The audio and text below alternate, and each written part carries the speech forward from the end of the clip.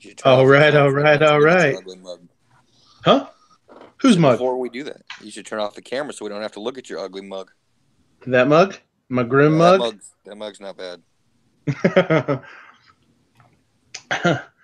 This just in. I got an ugly mug. All right. What's going on, everybody?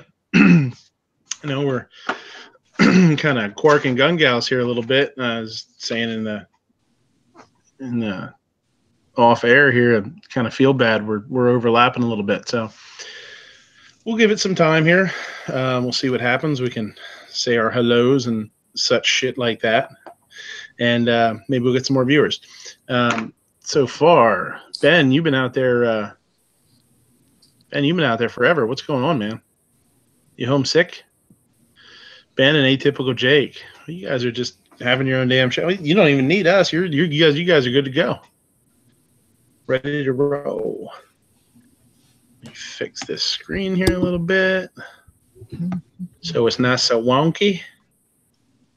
There's gun loving Grandpa Stanley. There's the gun snob. They're starting to come. If you go live, they will come. Hottie. Hottie's here. Hey, Gizzard's out there. Go figure. Look at that. I would have never guessed it. All right, so I don't have a whole lot planned for tonight. We're going to keep it kind of simple. Just had a super busy day with the little dude, and just try to do some planning on kind of a fun segment, something a little bit different. I don't have a whole lot set up for food. So if anybody out there has anything they'd like to talk about, any questions, tonight's a great night to do it because we don't have a whole lot going on, or I don't have a whole lot scheduled. I do have, I guess, a couple of news things or, current event kind of things. And then I thought it'd be really fun to talk about the coolest gun or caliber, which I guess is kind of the same thing. The coolest gun that you'll probably never shoot. I got a list of I think I got like 9, 10 kind of really oddball, weird, goofy guns that I'll probably never shoot. But I wanted to talk about them a little bit, and I thought we could kind of. 10? I have 10, yeah. I have like 2. No, that's all right. You don't have to have any if you don't. That's fine. We can kind of rank them or talk about them, or we could do a bracket with them. We could do do like a top 10 with them or whatever. It doesn't really matter to me. Before I started doing a lot of the chat stuff and had a channel and all that, I used to like to cruise the internet for kind of oddball calibers, things that you don't see a whole lot, wildcats, or guns that you just are NFA items. The average person's not going to be able to get a hold of. So I've got a couple of those. Thought we could talk about. Phoenix is out there. Psycho's out there. What's going on? Phoenix has a minigun. Yeah, that's on a lot of people's lists, I'm sure. 6,000 rounds a minute. That'll eat up some 7.62 by 51 pretty quick, huh? It's like 100 rounds a second. No big deal. You could probably do that roll call. I'm sure he's got that itchy trigger finger. He could probably pull that off with a revolver. Scott, P79, 2 live moves out there. So let's say some hellos, and we'll see if anybody else shows up. All right, Gizzard, what's going on? Hey, thanks for the invite. Not a whole lot going on, just kind of I got up, mowed the yard this morning, and spent the afternoon visiting the family, and just kind of get stuff done today before I have to go back to work. Mm-hmm. Were you off for a while, or you were just off for the weekend? I'm just off for the weekend, and actually I was off Friday, but ended up dialing into work for 6.5 hours because I'm on a special project. I have to get some work done, so actually less time off than I normally have. Special product, or it's not product, special project. Yes. At a nuclear facility. That could be interesting, huh? I'm writing procedures. For what? For nuclear war? For the next Cold War? For cybersecurity. Terminators. I knew it. That sounds they're nuclear. They're powered by little tiny nuclear fusion generators. That's all I can tell you, because if I tell you anything else, I would have to kill you all. And I don't want to do that. Joke. I bet you George is a cyborg. That's a theory, yeah. He's probably like a prototype or something. Yeah, damn it. We're surrounded by him. G's right. In a matter of no time, we're going to be fighting these damn things. No. 50 caliber Karma. What's going on, Matt? Yeah, I got to say, roll call, my dude. Whoever told you that mustache was a good choice has failed you terribly. And roll call is frozen. You froze him. Is he moving on your side? With a can of light beer in his mouth. Oh, he's gone. Oh, wait. Oh, no. Oh, he's gone. Oh, I hurt his feelings about the mustache. Yeah, his internet probably crapped out or something. That was pretty funny. I was going to try and pull it up because that was a one long chug. Patriot, what's going on, buddy? Thank you. I'm here. Yeah, absolutely. Anything new and interesting in your world? No, just last week of being a bachelor. Kid comes back next week. So. Oh man, at least you'll have somebody to be your gopher, right? Yeah. Everybody needs a gopher. Slim Cowboy's out there. What's going on? Budget's out there. Holy hell, Budget's up late, or maybe he's working. He works those late hours sometimes. Ghost Tactical, what's going on, buddy guy? I'm just glad I'm not your barber, because it looks like they're going to be making less and less money every month. Just saying. Mm-hmm. That's why I stopped tipping. Those damn things are holding on for dear life right now. Well, there could be a. Well, we'll talk about we'll talk about this later. Could be Matt. He's bald. Yeah. Well, yeah. I love being bald. Being bald is awesome. Air cooled. It's nice. You just got to worry about the sun. Well, he's out there in Cali. You got to watch out, man. Yeah, that's true. I don't really go out at midday. You get that sun. Yeah, midday. You get that sunburn. You get that crispity crunchity top. Yeah, I wish I had a hat to cover my head adequately, but the only hat I have is a Ghost Tactical Trucker cap, and it's made of freaking mesh and doesn't do anything. It will give you a nice grid pattern on the top of your head. I was going to say, I think it'd be kind of a cool little thing on the back, a little netting design. I mean, it's a useless hat. It doesn't cover me in the summer, and it doesn't keep me warm in the winter. You could use that. You could use that to get that cool pattern on the back of your head, and then you could play Battleship on the back of your head. That sounds awful. Dude, that hat is almost as useless as a beret. What's wrong with berets? Okay, I'll tell you what's wrong with berets, sir. In the winter, they do not cover your ears or the back of your head. And in the summer, it is a black wool cap.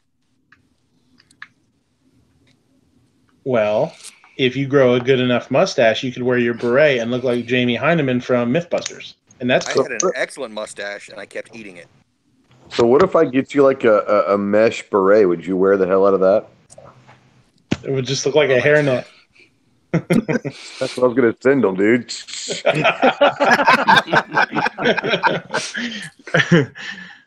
He'd probably wear it as like some kind of banana hammock anyway. He wouldn't know what to do with it. These are some fancy underwear Ghost sent me. I have to post about it on Instagram. Oh Lord. Wow. Oh my God, we got Roosted in here. We got Budget. Budget, I think this is the first time you ever jumped in a chat. Would you get kicked out of the house or something? No, I normally when you're on, I'm at work and I'm getting started and trying to get settled in and situated, but I got settled in and situated a little bit early today, so now I have some free time. I'll have to hop off every once in a while to go do some bed checks and stuff, but unless I get called for an intake or something, I'm good. Yeah, that's cool. Get called for an intake too. That sounds like something Matt does on the weekends for a little side project, a little side money. When you're talking about intake it's a prison, right? An intake at a prison is not a good thing, I don't think, is it? Mm-mm. Well, it depends on the context. In my context, it means I'm taking a new inmate into the facility, not taking a new inmate into my facilities. Wow.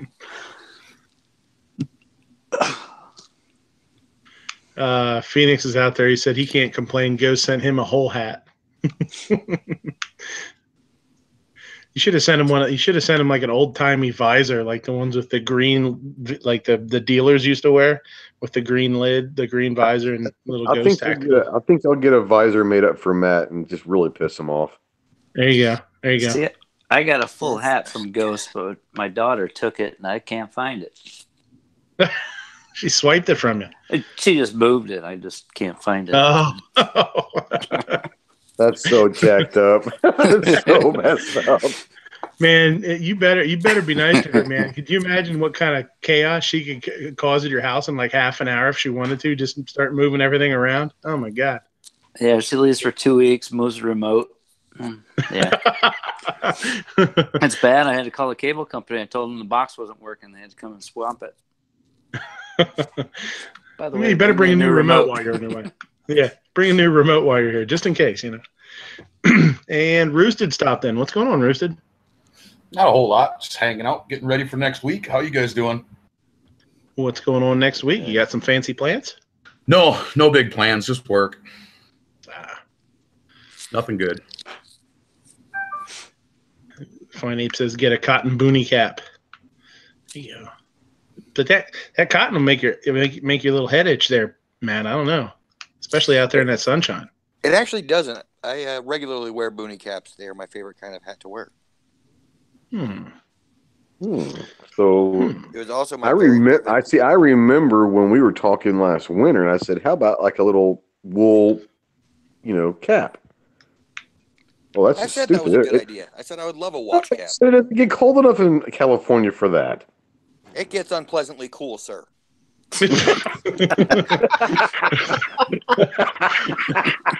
Poor guy. I tell you what, Matt. I'll get you a wool boonie cap, and I'll send one to you this winter. How about that? That would be delightful. Thank you. Poor guy hit 70 once last year. I almost mailed him a blanket. Yeah, dude. I actually had to open up the drawer where I keep my one pair of full size pants. It was weird. Normally, I just wear shorts. Poor little guy's wearing his long pants. That's nice. That's cute. All right. So thanks for coming, guys. We got a nice panel here. Maybe roll call will be back. We'll see what happens. You might have taken the internet plunge. Who knows? Couple of things. One of the first things I thought was really interesting was Truth About Guns had an article today on something that I've kind of been talking about for a while now, especially with the red flag laws. They're anticipating, I don't know if anticipating is the right word, but worried about insurance companies starting to use gun ownership as criteria for insurance rates.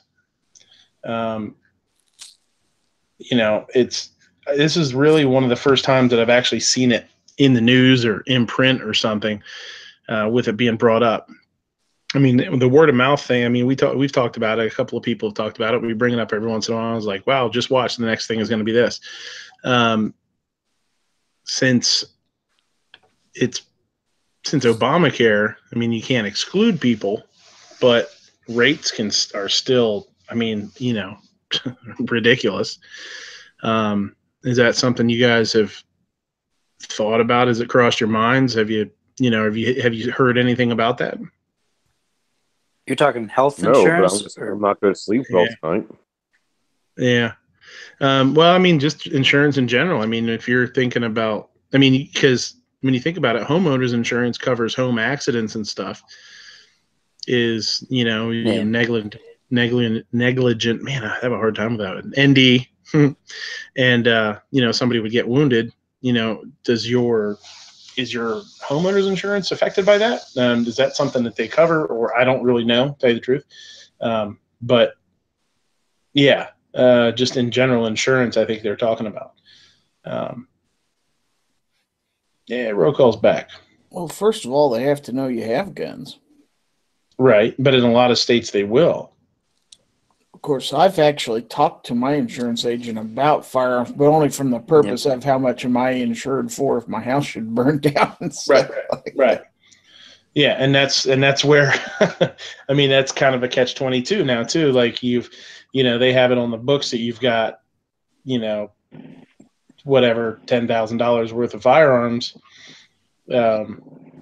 under insurance, that could be one gun or 100 guns. They don't know. But I mean, it would, if they would decide to do this, obviously they would start snooping. Yeah. I suppose. I haven't exactly lineated out what I had. I just kind of posed the question. But as far as whether or not they have access to any of that information, I sincerely doubt it. But you just never know. Holy hell! Are you in a hurricane? I think you just beamed in. That's why he was gone for a while. He was up in the tornado with the witch. He was riding in her little basket. Yeah, this guy's trying to make an entrance. Always showing off. I don't know if he can hear us. I don't think he has his ears on yet. Hello. Ghost, you had said something about it. Did you have anything to say about it, or you just?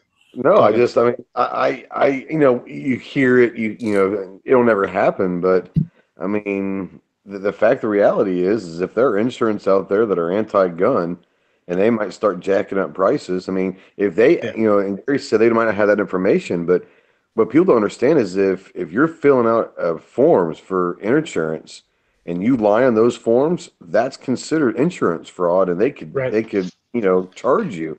So the fact of the matter is, if that question is starting to be, if it gets added to some of these questionnaires, and that's a scary thing because they could jack some prices up. Yeah, Might be. Sorry, go ahead. I know with my home insurance, I get a discount because I have a fire hydrant in the corner of my yard, or there's different things where they knock off costs. I just wonder if it's one of these, they're not going to ask you about a gun, but if you don't have, they might give you a break. So it's kind of on the backside or something. Well, I'd like more of a pro-gun insurance companies that would give you a discount like they do for security systems, alarm systems. Yep. Smoke detectors, all that stuff. Yeah, that's great. Yeah. Atypical Jake out there says my insurance company wanted a list with serial numbers and values for a rider policy. Yeah, I've heard that before too. I've heard both ways. I've heard that they actually wanted serial numbers and stuff, and I've heard other people say that they didn't have to produce that. It was just a flat, which, I mean, I understand why they would want values. Obviously, the serial number thing, I guess they figure that's the only way to decipher a value is to know exactly what the gun is, but that's the only proof. Well, what else are you going to give them for proof, I guess, Photographs, maybe? Yeah, mine wanted both. Photographs, yeah, I've heard people do that. Yeah. Well, I've got a spreadsheet with serial numbers, dates of purchase. I've got copies of most of the receipts for most of them, and I've got pictures of everyone. So yeah, I know. I was actually going to say the same thing as Patriot. If you're close to you have a fire hydrant, or if you're close to the fire department, or for fire or like EMS or something. And I think it might be police department too, if you're close to, I don't know, I'm not sure if that's one or not, but yeah. And I never really thought about it the other way, Ghost. You're saying not necessarily charging you more if you do have guns, but somebody charging you less if you don't, but then they're going to have to prove that too somehow. And you say, well, no, I don't have any guns, and you pay less, and there's no way to know. And they're not going to come and do it unless something happens, right? Something happens, and they don't cover you or something. Wouldn't that be? Yeah. Sorry, Mouse. Nope. No. Good. No, go ahead, dude. No, I just think it's interesting. I mean, it's one of those. And on the flip side of that, on the whole other spectrum, are there insurance companies that are pro-gun that will give you better rates if you are a gun owner or something? I don't know. I don't know. Yeah. Because if you have guns, there's less. You would think that the numbers would suggest that there's a less likely chance that your house get broken into, and if it does, chances are they're probably not going to walk out with a whole lot of stuff. So maybe they give you a break. I don't know. It'd be interesting to do that research. Yeah. They say, well, if you're a firearms owner and you the loss is going to be negligible versus if you're not and you just call the cops and run out of your house, or something like that. Yeah. I'm sure there's a difference too between like the national companies, the big name, and the smaller, local insurance companies. There might be a bit difference. I mean, a lot of times you pay a little bit more for the local one, but you can actually walk in there and talk to somebody. Well, like especially with mine, if you live in a state that's gun friendly, maybe there is a local insurance that can be willing to do one of those riders. Yeah. Phoenix said, I liked it a whole lot better when I didn't have to know a company's political stance. Yeah, how about it? That's the truth. Yeah. Yeah, it would be, I don't know. It's sort of an interesting topic that I haven't really seen anybody bring up. Hopefully it'll never go anywhere, Yeah, but the health insurance part, that's the scary one, I think. Mm-hmm. Especially if they're having doctors ask questions and that. Nobody's ever asked me. No, me either. But, an insurance company that's, the whatever they always say, what's the number that they always throw out there? They say, if you're a gun owner, you're however many times more likely to be shot than if you don't own firearms. Whatever the hell that number is, I'm sure somebody at some insurance company along the road has said, "Oh, hold on a minute," I bet that can mean insurance. Not sure I'd buy that. What's that? I was saying, I bet you it was an insurance company that came up with that number. Yeah, wouldn't doubt it, right? That would definitely help them out. And I mean, it is. It gives them a point to push. It gives them, a little bit more ammunition in their arsenal to say, this is something that's making everybody's rates go up. And that's sort of another side of it too. If the insurance companies can come out and say, listen, people with firearms owners are more likely to be injured with firearms. This is one more reason that your rates are higher as a non-gun owner. Why should, you know what I mean? So we're going to, and you can, that way you kind of get that demographic of the public on your side too. I mean, you see it all the time in politics. They want to get non-gun owners to rally to fight gun owners. I mean, this is the same idea, or it could be. Yeah. So I don't know. What if you're a bad driver? Like, what if you've had 10 speeding tickets and 3 wrecks in the last 18 months? Is your health insurance going to go because you're more likely to get injured in a car wreck because you're a terrible driver? They don't do that. Right. So what, it's a really, you're talking about companies that are putting, like you said, putting their political ambitions in front of their services, and that's scary. Mm-hmm.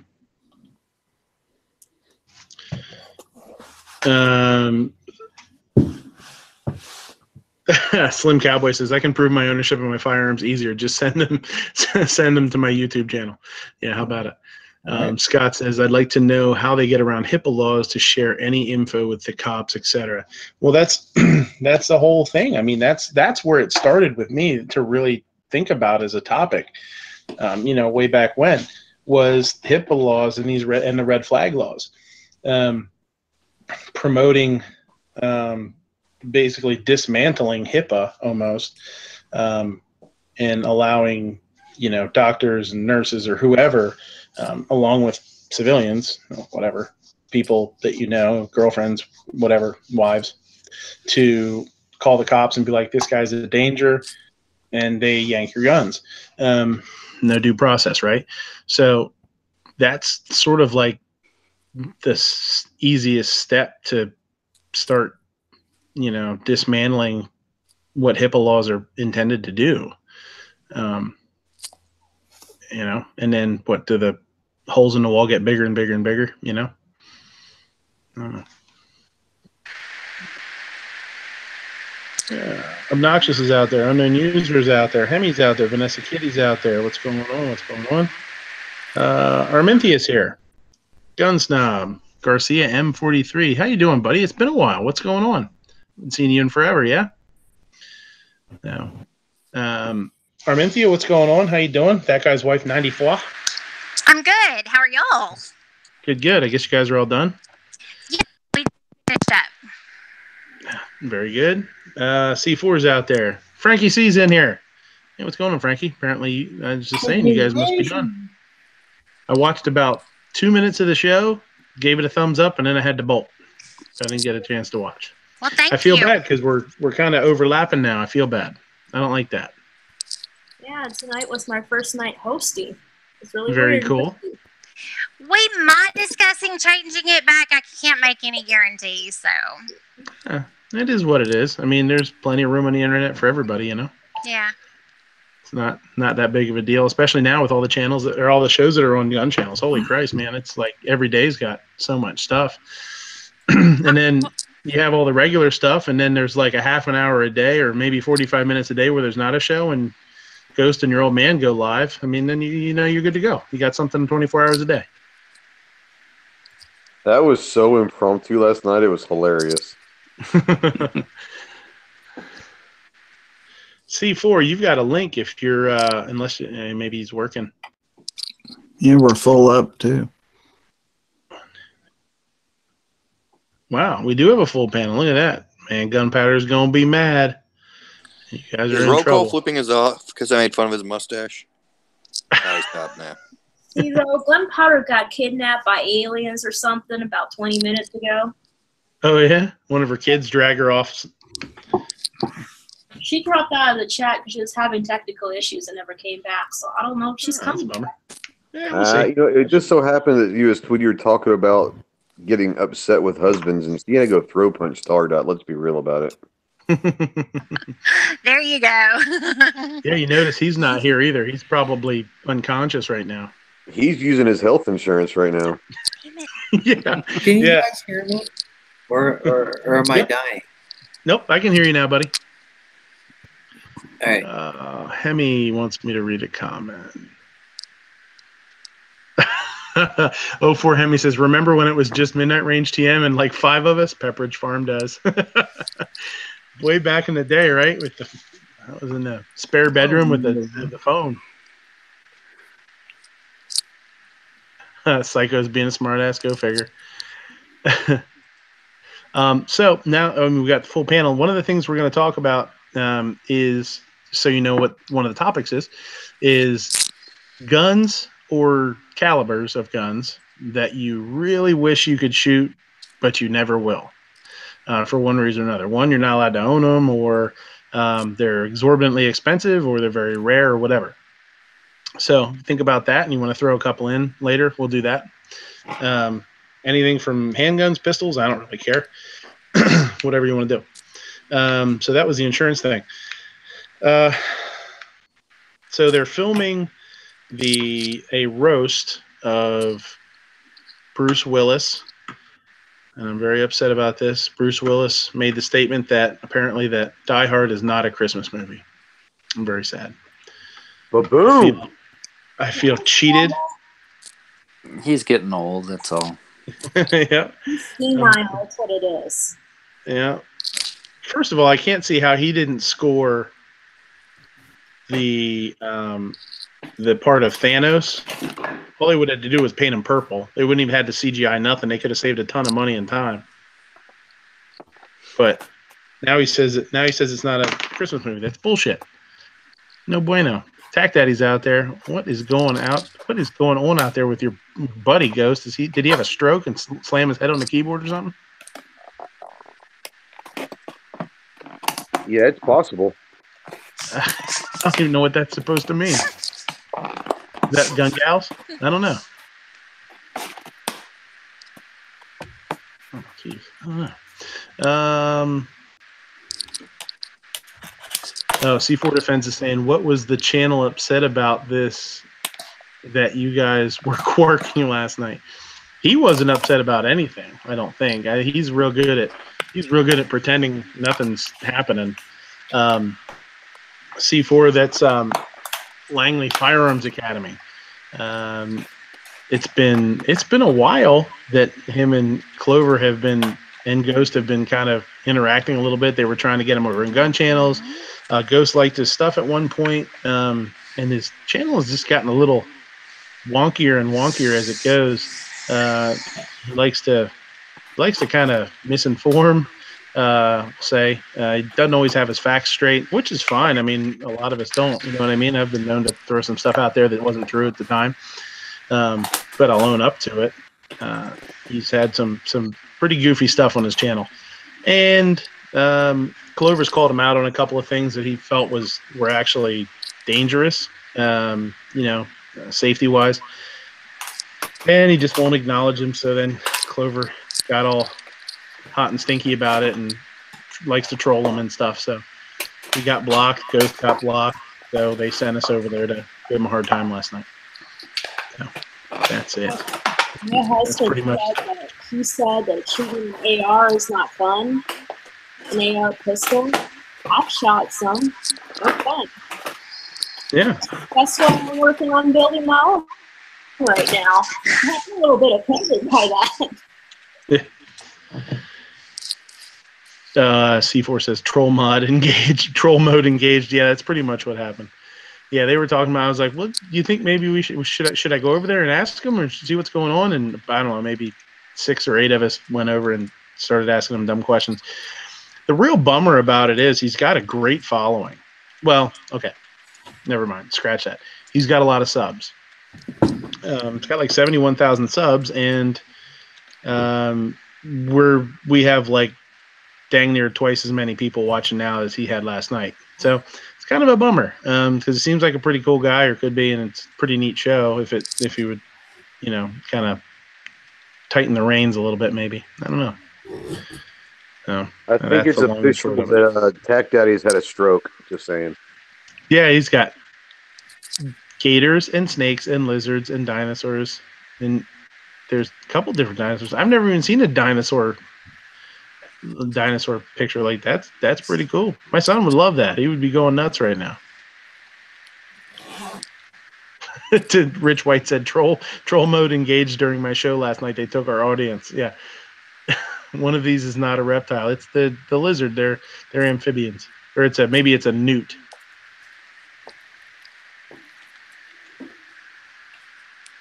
They took a panel.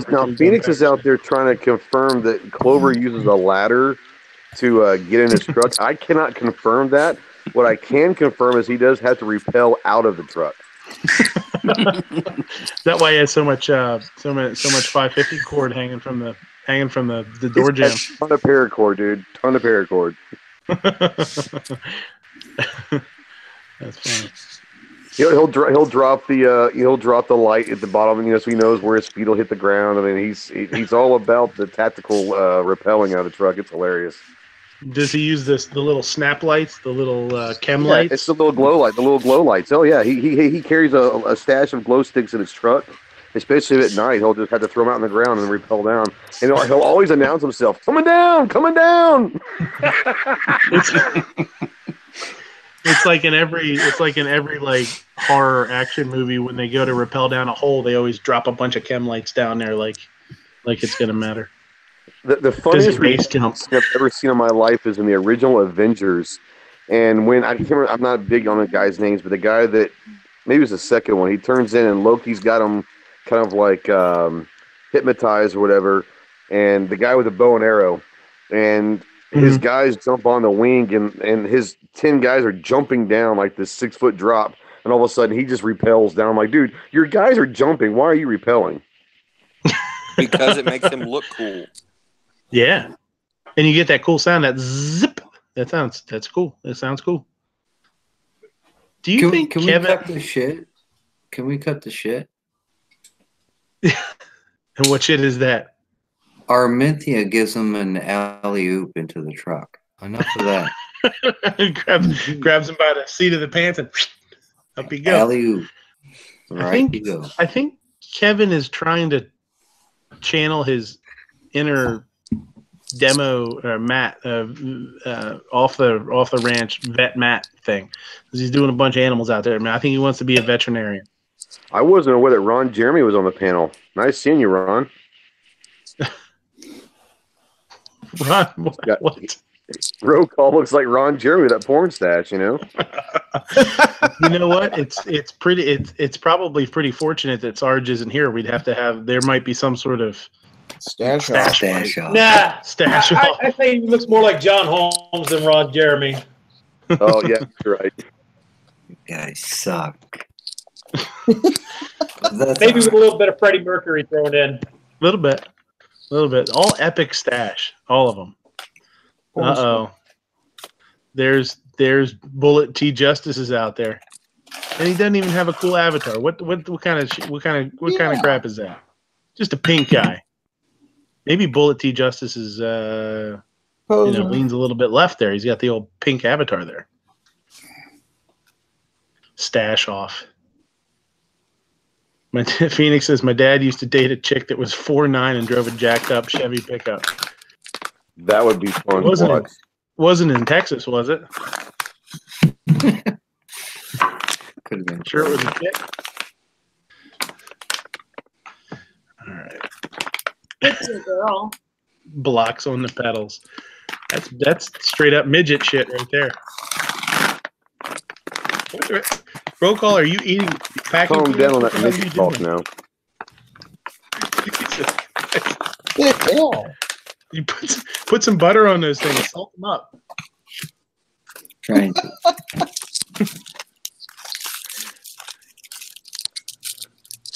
Seriously, like, can you make any more freaking noise? Just wondering. It's like he's in a bar down there where they have peanuts. You know, he's walking on peanut shells or something. I thought he was like messing with like a cracker wrapper or something.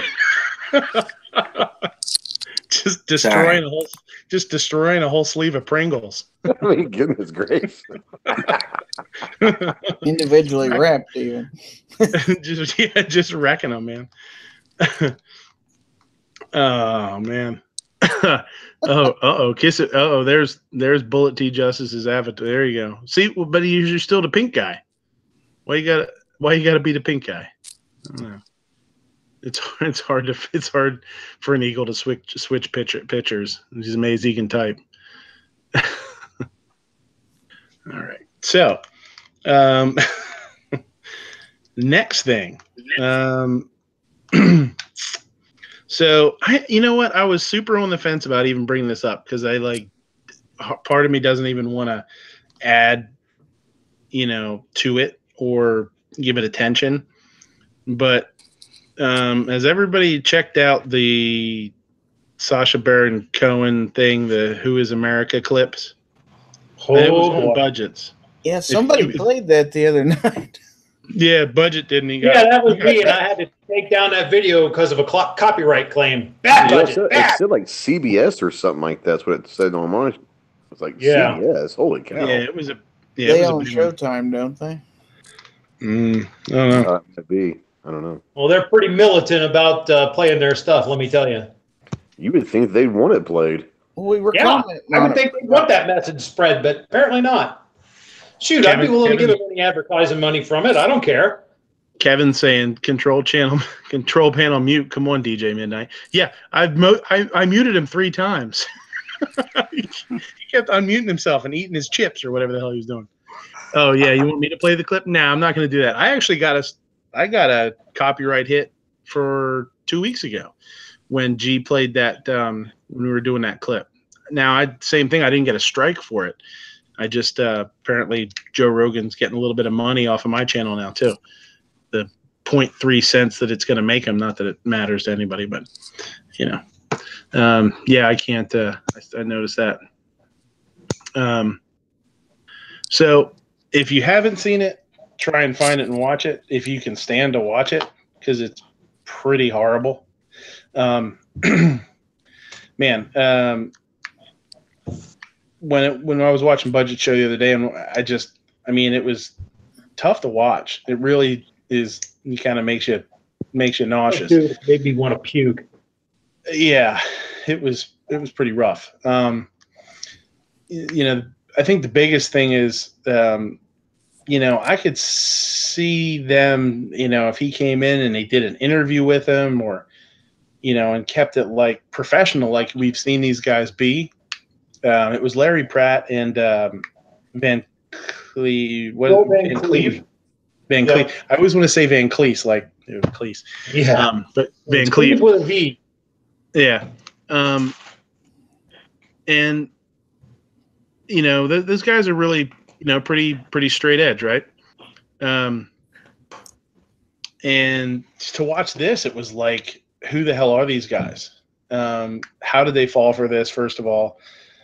And even if they did fall for some sort of interview that maybe they could chop up and, you know, and turn into some sort of, you know, bad video in some way, how did they get to the point where they were doing like nursery rhymes and shit like that? Like, it was crazy. I can't wrap my head around it. I cannot believe the stuff that they were doing and the jokes that they were making and things that they were laughing about. Like, it blew me away. And they kept going. Oh, that's what I mean. Like, it was like they were having a blast. Like, they were having fun, you know? And, you know, it kind of occurred to me at that point that, like, you know, you talk about the NRA needing new leadership or whatever. You know, it really kind of shows that I think that it's important that your leaders are up to date with current events and not just, you know, not just like gun laws and stuff, but literally like entertainment and all that kind of stuff. Because, you know, these guys fell for something that an average Joe in a gun store didn't, you know? Yeah. Or any of us wouldn't. This dude would have sat down and be like, what? What? You know, I'm being punked, right? Like, you'd be looking around for cameras. And these guys, well, obviously there were cameras there because they were filming it, but poor Henny doesn't have any clue what you're talking about. Oh shit. Okay. What or who? What? Who? What? When? Where? Why? Okay. Yeah, pretty much. Sacha Baron Cohen dressed up as a. What country did he say he was from? Israeli pro-gun dude that was advocating having kids, literally like toddlers and stuff, trained in the use of firearms so they can defend themselves and their houses and all this kind of stuff. Really like radical stuff, right? And Larry Pratt and Van Cleave ate it up, basically. They went along with it and agreed with it for the most part, and they were just laughing and joking and having a blast. And my dog's gonna bark here. We'll see what happens. And literally, they were doing nursery rhymes. They were doing like all sorts of crazy stuff. Couldn't believe it. The gun shop one said, when he went into the gun shop, he was dressed as a Hungarian biker that wanted to buy a gun. And he said the gun shop owner, he said he got like one or two words out, and he's like, "Nah, what is this? What's going on?" He goes, "You're Borat," and he just took off. He just turned around and bolted. They were supposedly doing a documentary. So he took off and hightailed it and ran out of there. Left his left his crew hanging out too. So. It was. That's good enough. So you guys have anything to add to this? I mean, I know it's kind of a downer, honestly. You know. I got a question. Oh, I've got a lot to add. Go ahead, Patriot. I didn't see it, but could have been that they were talking about teaching safety or something? No. Okay, I didn't know. Even they cut it and spliced it and made it look bad, he still said he did some stuff that was bad. You think Eric Pratt called his dad that night and said, "What the hell are you doing, Dad?" Yeah. Oh yeah. I mean, and that's where I was like, okay, these guys are over the hill. They got to be. I mean, you can't allow yourself to fall for something like that. But I mean, Phil Van Cleave, oh my God, that guy was prancing around with puppets stuck onto the ends of guns. Bunny. Pretending, here, kids, feed the puppy pistol. You put the lunchbox in his belly and you point his mouth at the bad guy. Put him down for a long time out. Yeah. nursed around to shoot him in the head, shoulders, not the toes, not the toes. I mean, they're flat out freaking senile dementia crap. And then Larry Pratt with laughing like hell at the it's not rape if it's your wife joke. Oh yeah. And then and then their young minds not tainted by homosexuality and liberalism or something. It's like, oh my God, dude, shut up. Yeah. Those guys need to resign or get kicked out of their positions by their membership or whatever, because it was absolute asinine garbage that made every single one of us look like buffoons. Yeah. And they may have done some great stuff in their careers for the 2A. You can't take that away from them. But they can no longer be effective in leadership positions, or as a matter of fact, in any positions in the gun rights movement. None. They should be done. Have they came out and said anything about it? Not that I know of. I know Mark Walters was trying to get Van Cleave and maybe Pratt on his show tonight, but I can't get it live, and I won't be able to watch it till it comes on Stitcher Monday. So I don't know. Stay away from all cameras as much as possible. That's what I was going to say. I mean, at this point, it's still not even probably a big thing. I mean, if we're just hearing about it now, for the most part, it's been all over the media, dude. All over the anti-gun media. They have been making hay with this because this sun is shining bright. Evidently, it's not like Star Wars or CGI.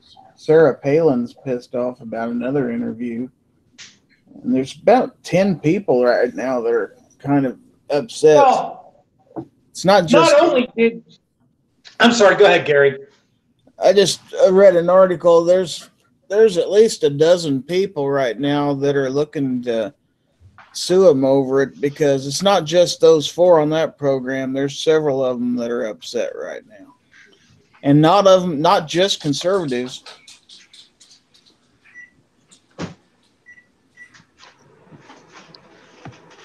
I mean, he got not only the Van Cleave gentleman and Larry Pratt. Larry then made some introductions to some politicians, and he got some politicians with this garbage too. Yeah, Bernie Sanders is one of them. I know that. Oh, you got Bernie with this? You got Bernie too with some other stuff. Yeah. Oh wow. Yeah, I can't blame Cohen for this. Borat, the comedian. I can't blame him. This is his shtick. This is what he does. It's his thing. He's taking advantage of the political situation for comedic purposes, and I get that. I mean, I don't agree with the politics of this particular piece, but he did what he did, and it's what he does. So I can't blame him. But as long as Pratt and as long as Van Cleave and as long as the politicians have been involved in doing this sort of thing, you would think their BS detector would be a little bit better. Yeah, that's funny. Yeah, ours would have a BS detector at all. I'm sorry, what was that? Obviously, they can't have a BS detector, or their mouths would set off their own ears constantly. Well, maybe that's what it is. It just burnt out long ago from their own bowl.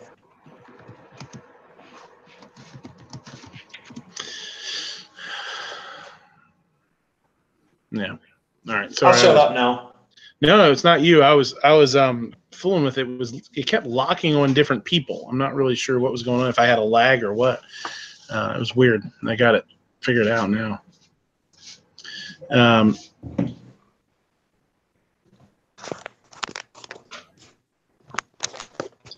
Sorry. So what do you? I mean, what? It's like Go said, stay away from camera, stay away from everything, go into basically hide until what though? I mean, it's gonna, hopefully it blows over to some extent, but that's a lot of damage. It did a lot. That's bad. It's super bad. And you've got these guys that the whole gun community look towards as leaders and mentors and role models, kind of. And you talk about them doing speeches, and you hear something they say, you take it as gospel, and you maybe use that to try and convince, or sway somebody that's an anti-gunner or that's not Second Amendment. And I mean, you can't do that anymore. It pretty much wipes out your ability to do that. I think it's pretty rough. If what Phoenix says is true, and he said that up there, he said he fooled Sarah Palin into an interview by saying he was a disabled vet. If that's true, that's some messed up stuff right there. I mean, you can act like you're an Israeli pro-gun guy, but if you're actually calling, a governor and saying you're a disabled vet and pulling at those strings to get an interview, that's going too far. Yeah, that's what I heard he did. Well, something else too, and maybe because it's happened because he was only in the building for like 30 seconds. But when he walked into the gun shop, I guess he said the first thing he said to the gun owner, the gun store owner, or whatever, was, "I want to buy a gun," or "I'm here to buy a gun." Like, if it would have went much farther, I wonder if they could have gotten him for attempting to buy a gun under false pretenses or with a wrong identity or something. You know what I mean? I think there's probably a term for it. I mean, it's illegal. You go in and you lie about who you are and try and buy a gun. That's a felony. Well, I don't think until you fill out the 4473. Right. Yeah, that's true. Yeah, maybe you actually have to go to the point where you sign it or something,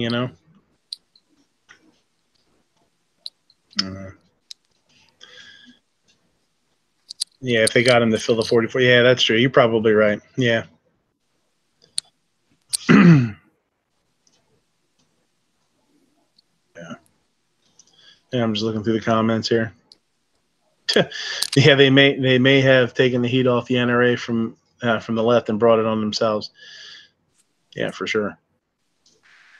Okay, I haven't seen any of this, but from what y'all are saying, I mean, how are they going to fight this or argue this simply because this is not something that you would just sit and think up off the top of your head if they had little puppets that they put on the ends of guns or something. This was something that they clearly had thought up ahead of time or something. Well, that's, yeah, and that's kind of the thing is these guys sat down. Apparently, I mean, when you're getting into people that do speaking engagements and interviews and all this kind of stuff, they all have handlers, I'm sure somewhere along the line, somebody got a hold of somebody that got a hold of somebody that set up an interview, and one of them sat down and they had no idea what the hell they were doing, and which is scary to think of, that it could have possibly just been like unprompted, unrehearsed, and they just sat down and they were like, "Sure, let's go. Let's do an interview." That's pretty scary. I mean, there's people that do it. I mean, there's people that are awesome at what they do, and that's how they roll. But at what point? I mean, I can't imagine at what point these guys should have said, "All right, this is weird. I'm out of here. This is super weird. What the hell this guy's doing?" I mean, his makeup looked horrible, first of all. Like, it looked so fake. I don't know how the hell you could sit beside somebody like that and not feel skeptical that it's real, I'm sure they thought that they were being funny and they thought that they were, this, that, and the other. But at what point do you not sit there and say, should I really be doing this? I mean, funny's funny. But it's not funny when you're obviously being fooled. And these guys are obviously intelligent men. They've been put in positions. I mean, Larry Pratt, you're talking about a guy, another guy that ran the Virginia Citizens Defense League. These guys are obviously intelligent people. Are you kidding me? You're not smart enough to figure out when something's not right? Well, dude, you see it, all the time on both sides, especially yeah, they got really, really in depth further than a lot of those things happen. But I mean, look at Louder with Crowder. He's doing the same thing for our side where he catches somebody and makes him look like a freaking idiot. Well, yeah, to some extent. I mean, I don't think, but a lot of times with Crowder, he's he's trying to use their views against them, I think, or their, not so much just make them look like fools. I mean, they literally look like clowns, So, and we got. Go ahead. Did it look like it was spliced or anything? Like it would have been. I'm sure. Supposedly it was. wasn't being recorded, and they could have just. Who gives a shit? Either way. Who gives a shit? Somebody hands me a gun with a stuffed animal on the end of it, a pink bunny, and tells me to sing that song. I don't give a shit if there's a camera or not. I'm going to tell them to go pound sand. Yeah. And I'm, you know what I mean? Like, that's just not, it's just not something you do. I don't know. And we all know that, and I don't think any of us are going to argue about it. My whole thing was, what do you do from here? Do you just totally cut ties with the guys? You let them retire? You make them almost like silent partners where you just let them fade into the company and work from the back end, and bring, the son up, bring Eric up and just send, actually, Larry Pratt is not the executive director anymore. He's executive director emeritus. He is actually not in an official form anymore. Eric's running it. The fact is that someone at GOA thought it was great for Larry to represent the GOA in this situation. That's scary in itself. Yeah. Yeah. We can get back to this if you want to, but we got something cool out there. Got a Guns and Glory. He says, "Hey, what's up, guys? I'm a new gun channel. You guys have any advice for the new guy?" First of all, get over there to gunchannels.com if you haven't already. If somebody wants to throw that out in the chat, that'd be awesome. And thanks for the subs. Get you guys back for sure, he says. We've got a lot of people here that do their own shows. Everybody on the panel, except for Patriot, he does videos, but he doesn't do a live chat. Roosted, you don't do any live chats, do you? Nope, I don't do anything live. No. I don't do anything. You do some stuff. You'll be doing some stuff. I hope you do some stuff. I think you could do some really awesome stuff. You could do some shit that's amazing to watch. But first of all, I don't know how the hell you found this chat. I apologize. I'd like to apologize from my soul that it's such a horrible show. Apologize for nothing. What's that? Apologize for nothing. Regret nothing. Live. So yeah, he says that he definitely will get over the gun channels. It's a great place. There's a ton of information over there if you want to know anything. Clover Tack, Ghost, both have awesome shows. Budget's one of my favorite shows to listen to too. I think he does a great job. Those guys do a really good job at their programming, I guess I could say. They really have things set up before they start. They do a good job. They really stay on task for the most part. There are some shows that are supposed to be free-for-alls, and that's okay, but they do great. G-Webs, make G-Webs gun websites one of your best friends, okay? He's got a plethora of knowledge. Dude knows more than he'll ever be able to teach us about the Second Amendment and doing videos. He's the OG, right? He's got a ton of subs and doesn't I don't want to say this, doesn't care about it, right? He's got a bunch of subs, but he cares about the stuff that's important. He cares about the Second Amendment. He cares about his friends. He cares about the people that he interacts with, and that's what's really cool. Yankee's a good one to look at. Okay, we all love to hate Yankee sometimes. But he's an awesome dude. And if you don't watch, go sub the Yankee Marshal. Just because it's a very different kind of show, it's interesting to see something a little bit different. If you have any questions, let us know. Now's a great time. I've got some really good people on a panel. And if you have any questions, don't be afraid to ask.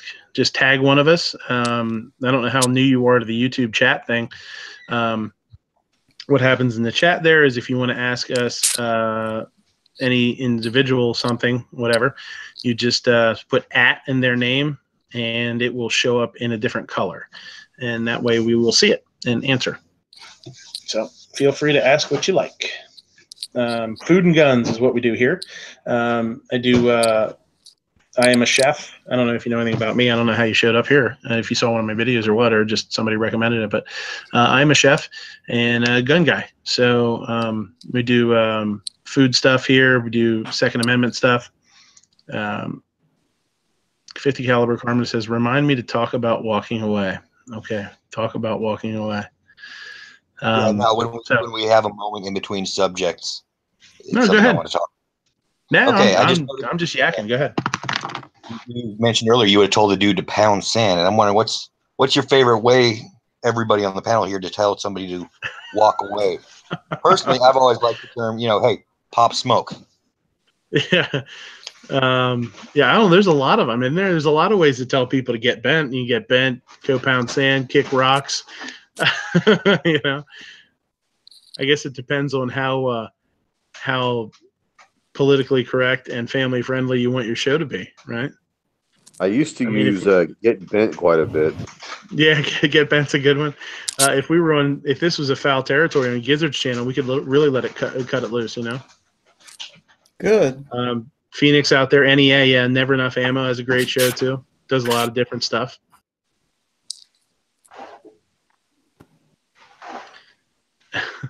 And Gun Channels has the lobby chat, which I love hanging around during the day. A lot of fun. Yeah, chill. Absolutely. One of the things I would say too is, that there's always Gun Channels has the open chats. A lot of times they'll throw the Hangout link right into the chat because the only way you could watch them is being in there is being a member. So if you go into the Gun Channels chat, a lot of times the Hangout link is right there. Clover Tax saying, what about Gun Gals? Absolutely. Gun Gals is on a half an hour. Right now, it's a half an hour before this. So it's 10 o'clock on Sundays. I'm 10:30. Jump into some chats, meet some people. And that's the best way to kind of cut your teeth on live stuff. It's actually, some people I'm sure aren't, but it's pretty nerve-wracking. And 50 caliber Karma says, be like a baby and head out. The term is fetus. You gotta make like a fetus and head out. Jump into some chats and practice. And then, once you get some courage built up, open up your own one and invite some of your friends and just do a free for all. Just talk, keep it easy, and then go from there. I don't know. You guys have anything?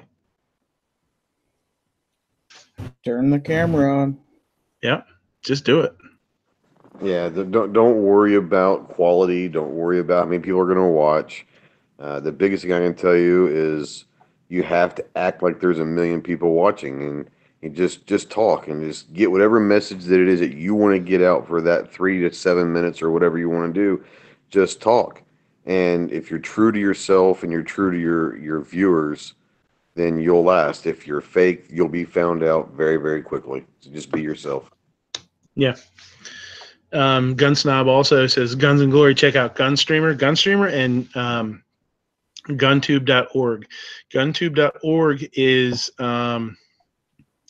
a video site that is run by a Gun Channels member, Night Strike. So you're kind of keeping it in the family there too.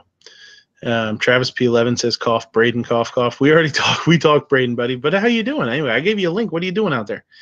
I think there's a room in here now. Or Ape, whoever. Also, Guns and Glory, another big part of this, I guess, is Patreon. Somebody mentioned Patreon, I think. Patreon.com is a really cool site. If you go on larger channels, you can super chat where you pay to have a something put up in the chat. It's accentuated, it's big, right? You could also go on patreon.com, and basically it's to support your channel. You want to give them $1 a month, $2 a month, whatever, to help fund the channel. That's a great place to do it. And a lot of us support each other, but it doesn't stop there. So some of the channels will use that to do giveaways or do fun stuff like that. Some people Cool. Apes. I see that ape. And then there's other people that literally use it, for, to upgrade their equipment and stuff like that. It's all good. So that's cool.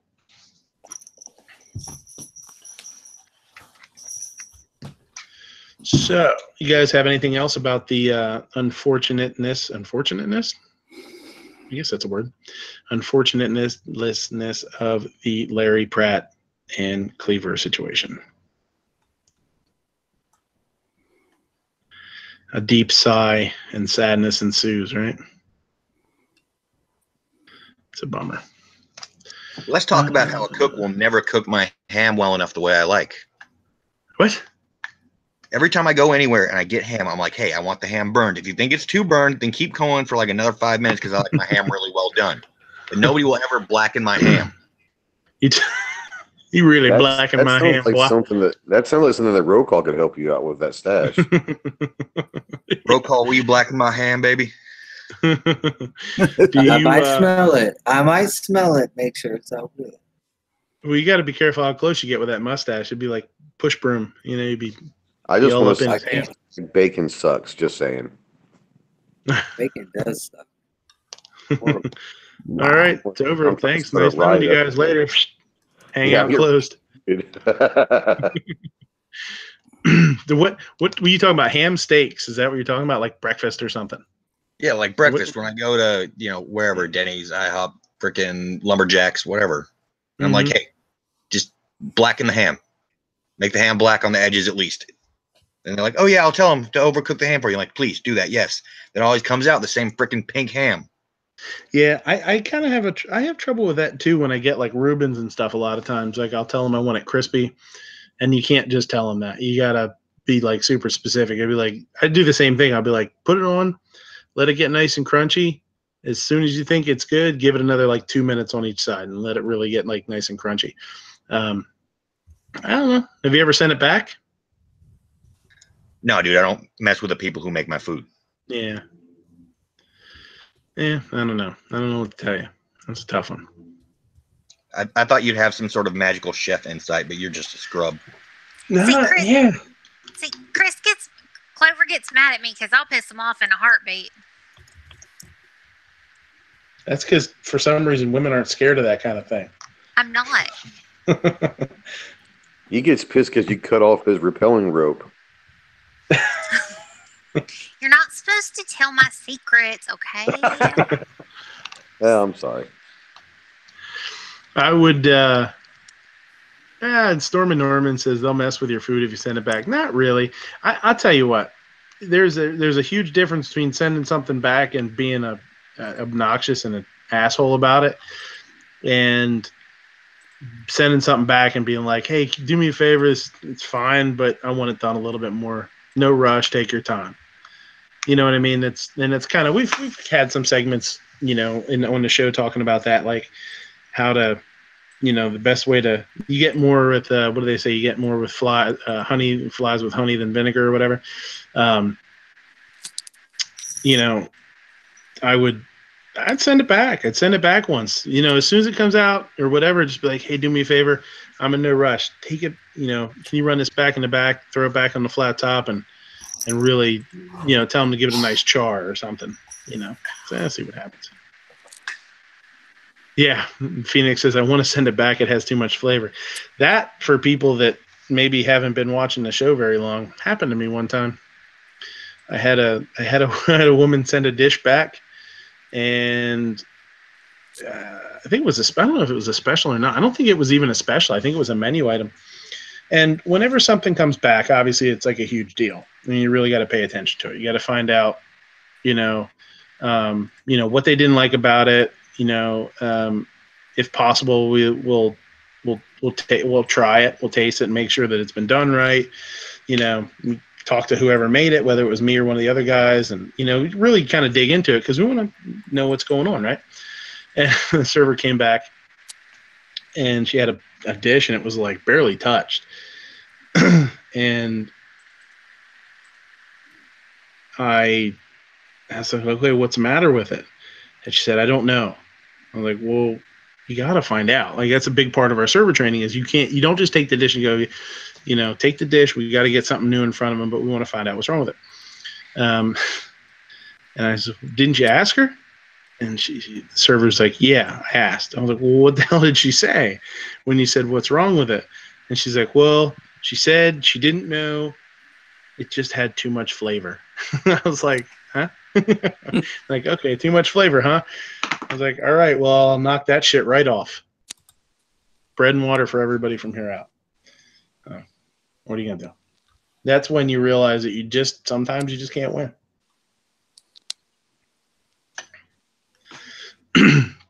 So we want to talk about some guns? Sure, why not? Guns are good. Guns are good, huh? So does anybody have anything to add to the list? The list is basically guns that you will probably never shoot, but you would love to. Gyrojet. The gyrojet, yeah. I think that'd be interesting. So like, pew, the rocket. Yeah. Well, something else I was watching too the other day. I was watching a video on the military's railgun. That was pretty cool. Phoenix says, no, you can't win when all your friends are trolls. Yeah, that's for sure. They were talking about this projectile. It basically looked like a little rocket. It really was. It just didn't, it was like a solid projectile, but it had fins on it and whatever. And they were talking about, I forget how many miles this thing was going to, this thing was moving to and how fast it was going. It was crazy. But when it came out of the barrel, it actually flamed. Like, it looked like it was shot out of a gun because fire came out of the end of the barrel. And it wasn't. It was just literally, it was moving that fast that, I guess, I don't know, the friction just, something in the barrel just flamed up. It's really crazy. But they were talking about how inexpensive it is to shoot. They were like, a traditional warhead can cost $2 million and whatever. And they were talking about these projectiles being so inexpensive and it's going to be awesome. They're really, and it was still like $25,000 for each one. And they were just like a big chunk of basically just some, I don't know what it was. I don't know if it was tungsten or titanium or what, but Jesus Christ, they were expensive. It's like tens of thousands of dollars for each shot. But I guess it is cheaper than a $2 million warhead. So no, it's all relative, huh? Phoenix says half the remaining gyrojet rounds are duds nowadays. You just pour a little kerosene or lighter fluid in there. That'll work fine, I'm sure. Anybody else have any to add to the list? What's the list? I have. I really picked some oddball stuff. Like I said at the beginning, I used to cruise the internet and look for like weird and wacky stuff. Not just your average sort of gun videos. Psycho 316 says American 180. I'm not sure what that is. Has anybody ever seen the mini revolvers or the mini guns, the little tiny guys? There's one that's a 2.34 millimeter. It's the smallest actually working firing gun in the world. It's a Swiss revolver. It's a rim fire. It's basically a 2.34 rim fire. That's pretty cool. And then the smallest, basically working semi-auto is a 2.7 Calibri. I don't know if anybody's ever seen the Calibri. Kind of looks a little bit like a Tokarev, almost a little bit, but it's kind of tiny. It's super tiny. It's 2.7 by 9 millimeter. So it is the length of the case is actually the width of a 9 millimeter round. So you can kind of picture that. That's the length of the case. All right. So quick question for you. It's a three grain bullet. Yeah, go ahead. Since you made this list and prepared for obviously at least a few hours in advance, did you find pictures or anything for this? Yeah, I actually have. I was going to pull them up as I went. Actually, you're right. I was going to Google some of them and share it. We'll talk a little bit, but that I'll search it as I Well, while you're talk about them as I search. I had one. Okay, go ahead. Jericho 941R from Cowboy Bebop. It was Spike's gun. Oh. And the spirit gun from Yu Yu Hakusho.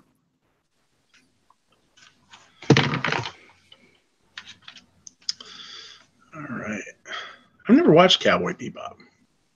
You should. It's one of the best animes ever. Mm. Even if you're not an anime person, it's still a pretty darn good show.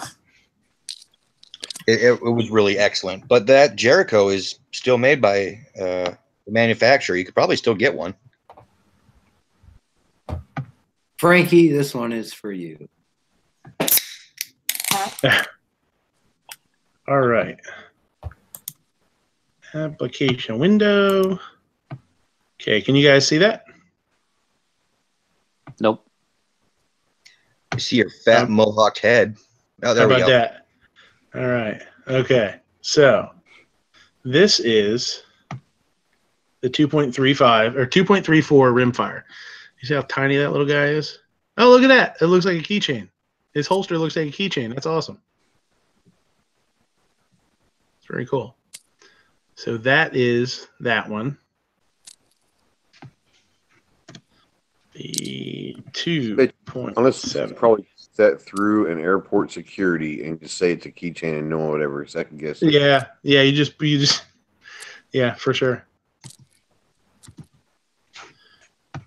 Okay, here's the 2.7 Calibri. Smallest commercially. Oh, this is a center fire. It said too. So this is. It kind of looks like, almost looks a little bit like a Tokarev. That's a good picture of it. That's with a quarter. That's how tiny that little thing is. How neat is that? Okay. Next one is the 9x25 Dylan. Have anybody, has anybody ever heard that one?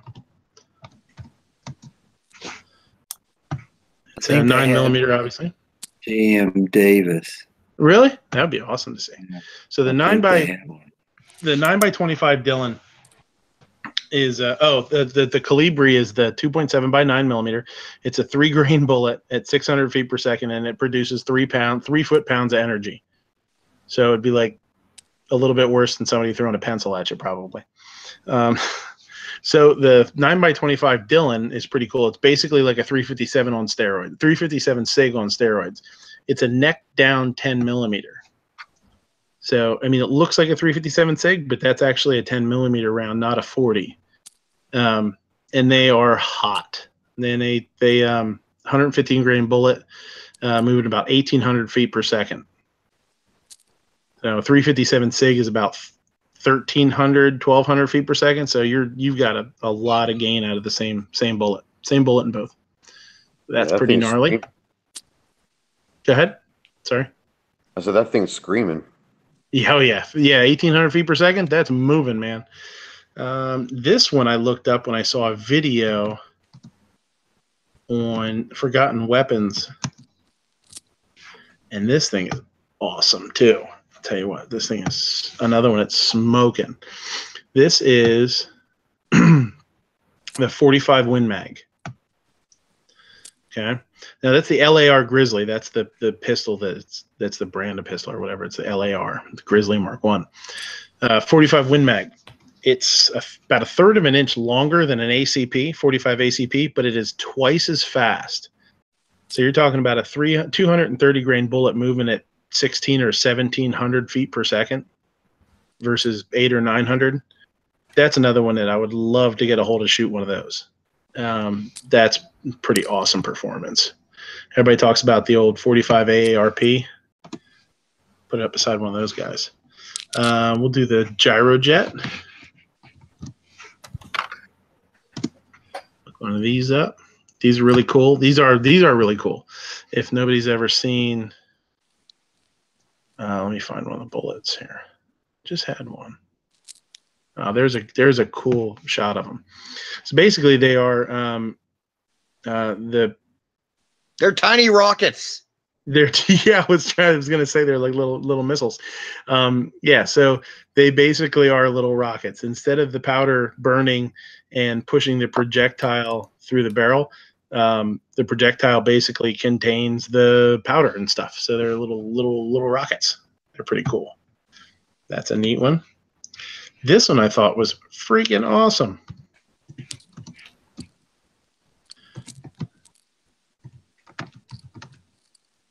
The 10 Eichelberger squirrel, it's called. It's another wildcat, right? So it's a 22 Hornet neck down to a 10 caliber. Look at that little guy. Isn't that neat? So it's a 7.2 grain bullet. It's a tiny little bullet. And it's moving at about close to 4,000 feet per second, which is really, really fast. That's really neat. But it's such a tiny little projectile. And when they reload them, they only have about six grains of powder behind them. So it's almost like reloading a pistol, like a 9mm or something, or even, yeah, right around there. Well, that's definitely not it. Like that. That's a big bad boy. And again, it's a wildcat. It's not commercially made. But how neat would that be to shoot these tiny guys? Neat. And then the M134.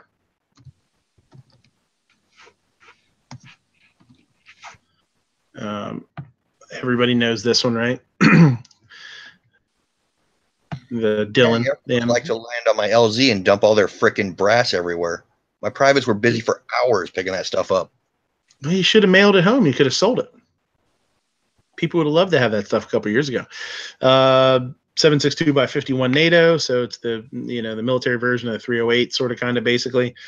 2,800 feet per second, which isn't anything ridiculous, but it's up to around 6,000 rounds per minute. So every second you can rattle off about 100 shots, 100 rounds, which is pretty crazy.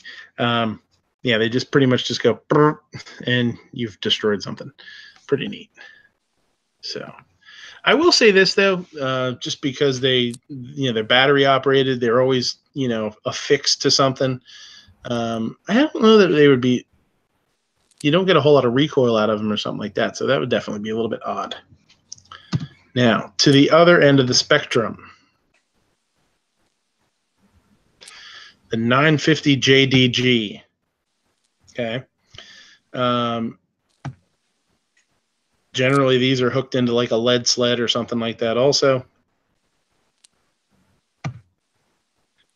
That guy on the right-hand side is the round. That's beside a 30-06, and then a 223 and then a 22 long rifle. That projectile, they mill them, or they do them on a lathe. They're lathe turned, usually solid brass, I think. Or maybe copper. I think brass. I think I heard they were brass. It's a 3,600 grain projectile.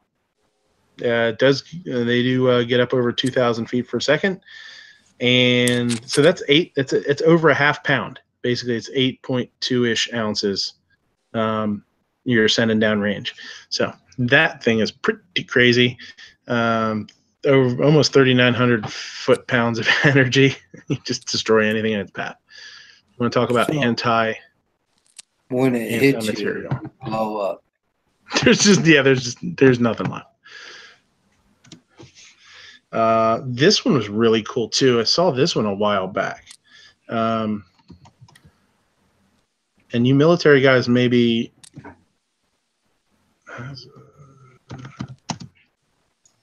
have heard about something like this.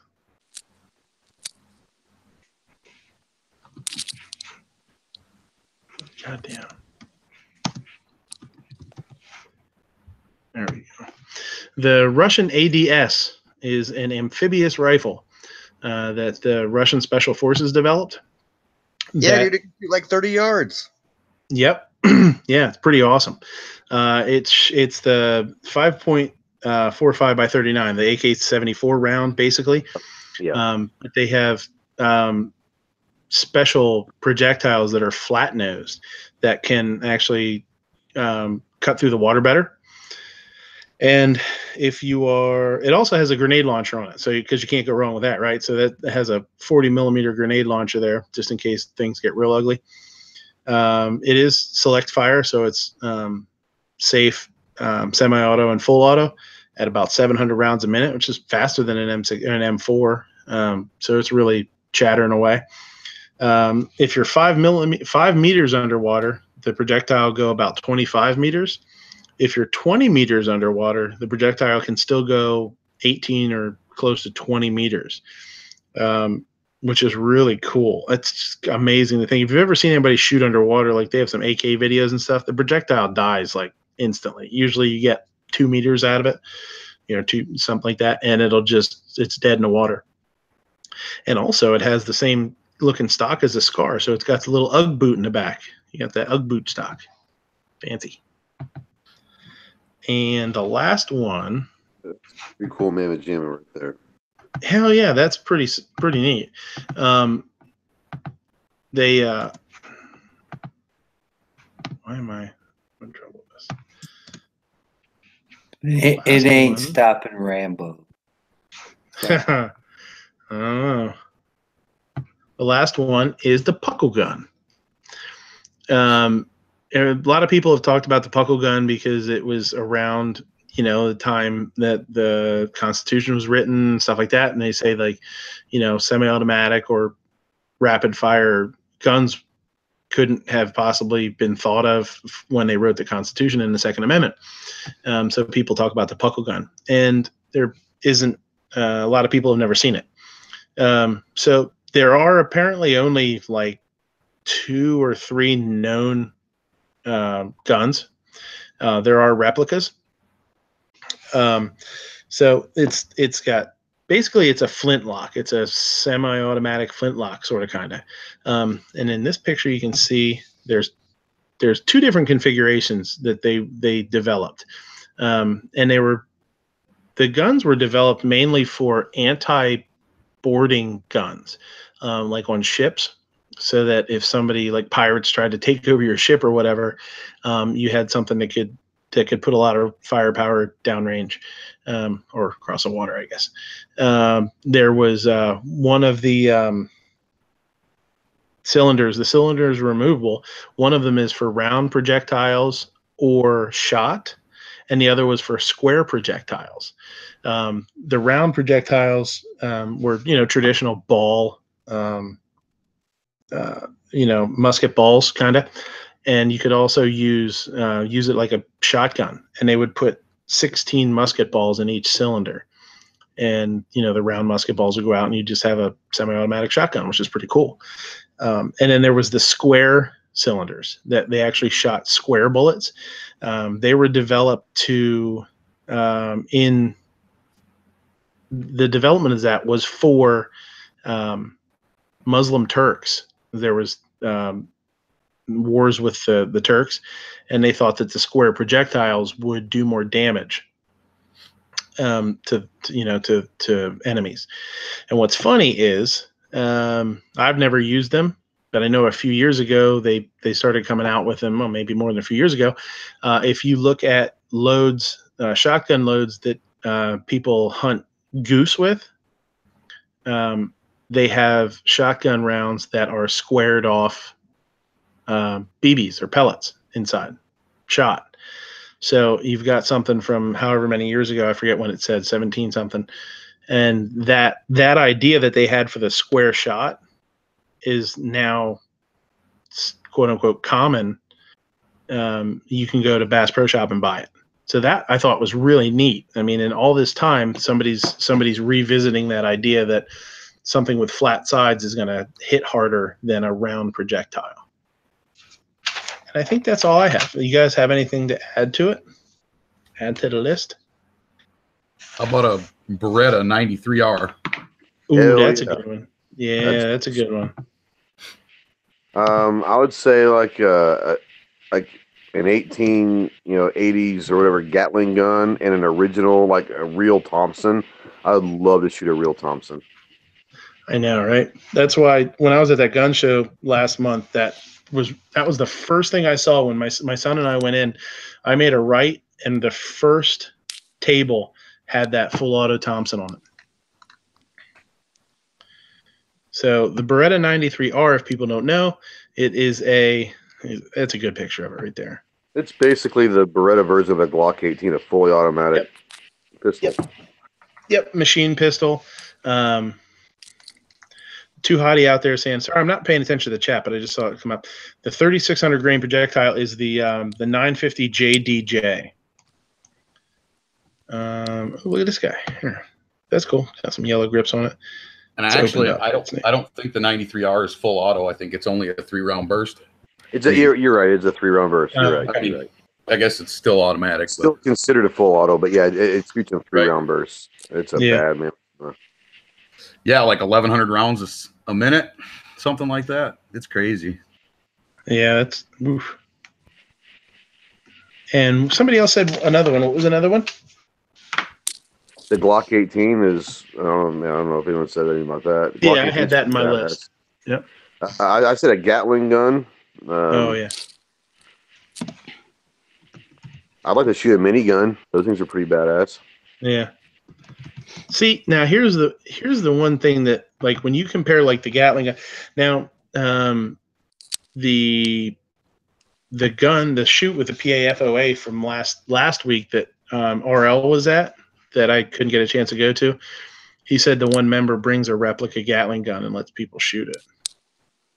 So I missed out on that. Yeah, you can probably shoot a replica and all that, but I mean, I would love to shoot, like I said, like an 1870, 1880 Gatling gun would be awesome. Yep. And what's kind of cool about this versus a minigun is you get the more felt recoil, and you're turning the crank. I think that's pretty cool. The minigun's awesome, obviously. I mean, you're throwing like more lead down range than maybe anything on the planet. I don't know. But because it's locked down so much and it's so heavy and stable, you know, I've had people shoot it and they say, it's, you know, it's cool, but it, you know, because it's almost not real, you know, because it's so stable. I don't know. You guys, have any of you guys shot one? I don't know, in the military. But yeah, the Gatling gun, that's a good one. No, we got to shoot some really cool stuff, but never a Gatling gun. It was called the A10 Warthog. Well, that's different. Vulcan. Same idea. That's a what is that? That's a shoot. I forget. What, the Avenger or the Go? The big bastard they built the Warthog around. Yeah, that is just the best gun in all of existence forever. Yeah, I forget what that is. Ever. You don't want to be on the other side. No way. And they were going to try and retire that plane 2 years ago. They're still trying to do it. Nah, nothing. I mean, they should. That's.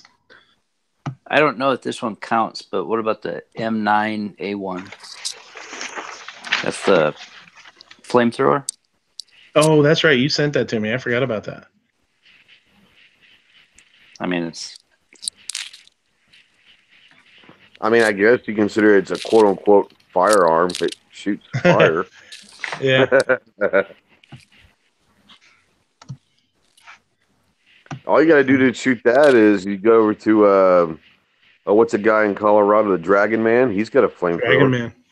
Yeah. I think. Yeah, it's the Nam era one. It took over the M2 or whatever. Yeah. Here's a picture of the. Beside that old Volkswagen. That thing. Jesus. Yeah, dude, the projectiles on that A10 are slightly over 6,000 grains. Really? I didn't know they were that big. Yeah, boy. They actually slow the planes down. They can't fire it for more than like a couple of seconds. 3 seconds. 3-second bursts. Yeah, but that's all you really need because that'll cover a quarter mile. Yep. Okay, here's a. You could literally uproot like a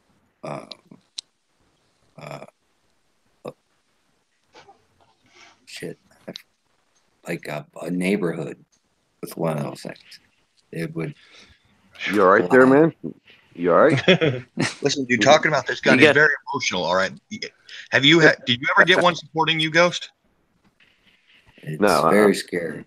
No. It happened to me We had once. cobras. We had cobras and harriers, but we had cobras, but that's about it. Yeah, we were stuck out on somewhere. I forget even what, because the whole situation was blown away. 'Cause this giant, slow, ugly bastard came flying out and just destroyed everything we were having trouble with. It was the most amazing thing I saw after the Apache pilot that went insane and did a barrel roll. Apache did a barrel roll? Yeah, dude, those pilots are nuts. That's pretty cool. I'm not going to lie. Jared sent me one, or Rupan sent me one here. Let me look it up here. It's the S4M. Trev, I'm going to jump out. I'm going to go lay out in Yep. bed and listen to you guys, but thanks for having me. I've got to get some sleep. Yeah, no problem, man. Thanks for You guys stopping in. Hey, man, thanks. Have a great night, guys. There goes. Let's see what this pulls up. The S4M. All right, here we go. Rupan sent this one to me. It's basically a Derringer. It says time for a sneaker Derringer. The S4M pistol. It's a 2-shot Derringer. It was designed around a cut down 7.62 by 39, so it's the AK-47 round. The casing contained piston between the round and the powder that would move forward inside the casing when fired. The piston pushed the round down the barrel and plugged the end of the casing, completely sealing off any explosive gases in the casing. That's wild. This made the pistol very silent, only putting out a mechanical noise. While it still was loud, it was not a sound recognizable as a gunshot. Damn. Yeah, I never heard of that. That's pretty cool. Look at that. Check that out. There's a round for it. So, because there's no, I mean, I'm sure the bullet wasn't moving real fast too, so I'm sure it was subsonic.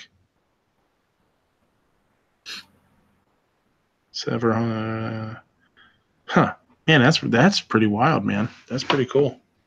Oh, what the hell did I do? All right. Stop sharing here.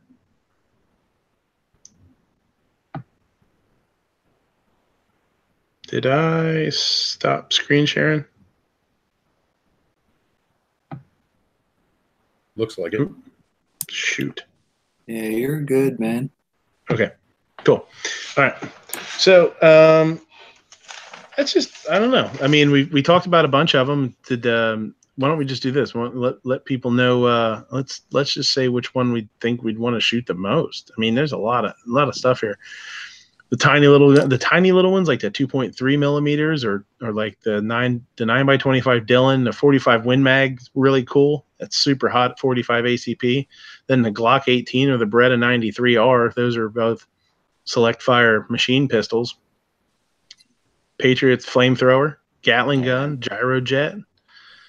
And then one of the ones I did was that 10 caliber, a little tiny bullet.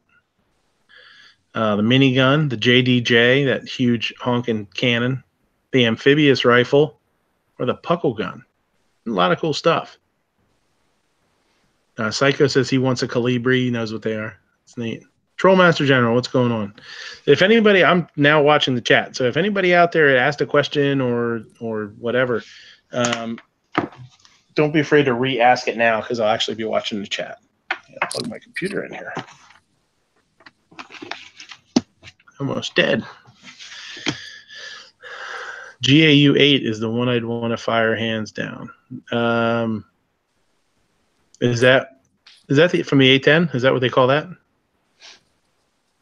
The GAU 10 or GAU 8? Rich White says. I don't know. I'd have a hard time.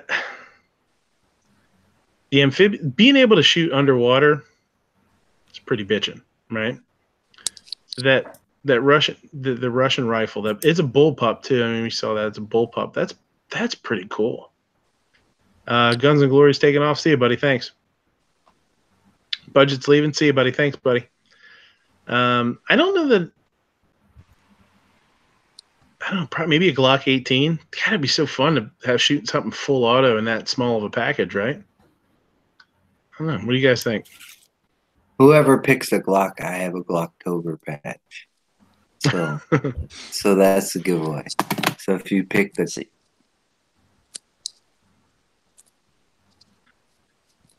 They might have a problem of me flying an A10 though. I don't know. I That's think pretty I'm- advanced stuff. I'm still gonna stick with the M9A1. Psycho says he uses a Calibri to troll as a medic in Battlefield 1, sometimes also an American 180. Oh, American 180 is a full auto 22. That is like shooting a swarm of angry bees. Oh, yeah, I've seen that. Yeah, I did see that video too. the hell with that guy. If he plays that video game, does that to me every time. I've seen that. Phoenix says the GAU-8 shoots through water and tanks hiding behind tanks. Got some stopping power, huh? I don't know. What do you, Gizzard? What do you think? Anything on the list that pops out as being something that like you'd want to shoot for sure? Like if you had like of all these things, like what's the one that pops out the most to you? Well, I know you haven't been mentioning this one, but I think Ghost mentioned the Thompson. Oh yeah. I would like to shoot at Thompson. Now, as far as these weird calibers you're coming up with, man, I don't know. They'd all be fun. I mean, let's be real. Even a little tiny one would be fun. Well, that's kind of where, like, for me, that's where it's super interesting because I'm not a huge fan of like smaller calibers. I either want something 30 caliber or I want something really small. I actually want to get a 17 sometime because they're these tiny little holes. But a 10 caliber, I mean, that's such a tiny little projectile. It would just be so fun to shoot that. And I mean, there's a fair amount of powder behind it for what as small as it is, and it's moving so dang fast. It would be an awesome little gun to. If you didn't, the wind would probably affect it a lot, but there's something kind of cool of shooting something that people don't normally get a chance to shoot. I don't know what that is, but yeah, you know what I mean? Yeah, for sure. Matt, what do you think? Well, back Anyone in the pop out? No, I'm here, and I was just thinking about this. My dad used to work on Project Star Wars, the Strategic Defense Initiative. And he worked on the Miracle, the deuterium fluoride laser. And I'd like to shoot that at something because he showed me pictures where they blew holes through tanks, and that looked pretty neat. So yeah, out of all weapons that had existed on Earth, I would prefer to shoot a high-powered laser that could shoot through tanks. There you go. I did not have a laser on here. I guess I should have had a laser to the list, huh? Patriot, what do you think? Are you still going flamethrower? The list I sent you, I had the Thompson and the bar on there, the Browning, because I mean that's just originals, reproductions. I'm not, I wouldn't care to bother, but if there was an original, I think that would be the best. Yeah, I'm a big Thompson fan myself. I've shot the semi-auto, like the newer versions. I've shot them, and it's kind of awkward. I mean, it's not a rifle that you necessarily shoulder, right? I mean, the whole idea is you just throw a whole bunch of lead down range and have fun with it. But Roll Call's got a little tiny Derringer there. Yeah, I want to play with that. Yes. These things are cool. That looks so cool. I will tell you this. This is the next video that comes out when you wake up in the morning. But better than their sharks. That's awesome. Phoenix wants sharks with freaking laser beams. Yeah. Matt, maybe you can help him out. Maybe your old man can help him out with some sharks with laser beams. Well, maybe he could have if they had still had the program, and also if it didn't use several trucks worth of generators to power the laser, and also Dad died earlier this year. So for all those reasons, I probably can't help him, but I would love to strap a laser pointer to a shark's head and see what happens. Could we just maybe go to the grocery store and get a whole bunch of like AA batteries? Would it run on AA's? I don't know, maybe. We would have to put a whole ton of them in series. Like 150,000 of them or something. You know, there's already sharks with laser on our heads. They're called Sharkticons. Don't you people watch Transformers? Ba weep, grana weep, ninny bon. Yeah, exactly. Rupan was asking, can the Navy railgun shoot mini warheads? I don't know. The only thing I saw was the solid projectiles that it was shooting. I don't think Ba weep, ninny bon. I haven't heard that since I watched the fucking movie, dude. That's cool. I love that movie, dude. Till all are Who one. lets this guy in? You let this guy in here? Come in. It's a It's free. not our The fault internet. you don't recognize the Transformers movie. You know, the one made in the 80s. The good one. The good one. The good one. Yeah. The animated one. Fine Ape says the Death Star. Where is Fine Ape? I need to talk to him. He's out in the chat. Well, why is he not in here? Mr. Trollmaster General says he wants to try a Derringer in 50 AE. You can try that all you want. You try that all you want. I like my hands personally. I'm already dealing with carpal tunnel. I don't need to be shooting something like that. I don't know that I can come back from that one. I shot this one, and I'm questioning myself to shoot something at 45. You said that is in 45? No. Oh. But I'm still questioning myself shooting one in 45 because it comes in 45. Yeah. There's some. What size is that one? That's only a 9. Oh. There's that other one that's like what is it? Is that the Bond arms? Oh, that's a Cobra. Was it the Heiser? Heiser that shoots the you can get them in 7.62 by 39. Oh yeah. I wouldn't want to shoot that damn thing either.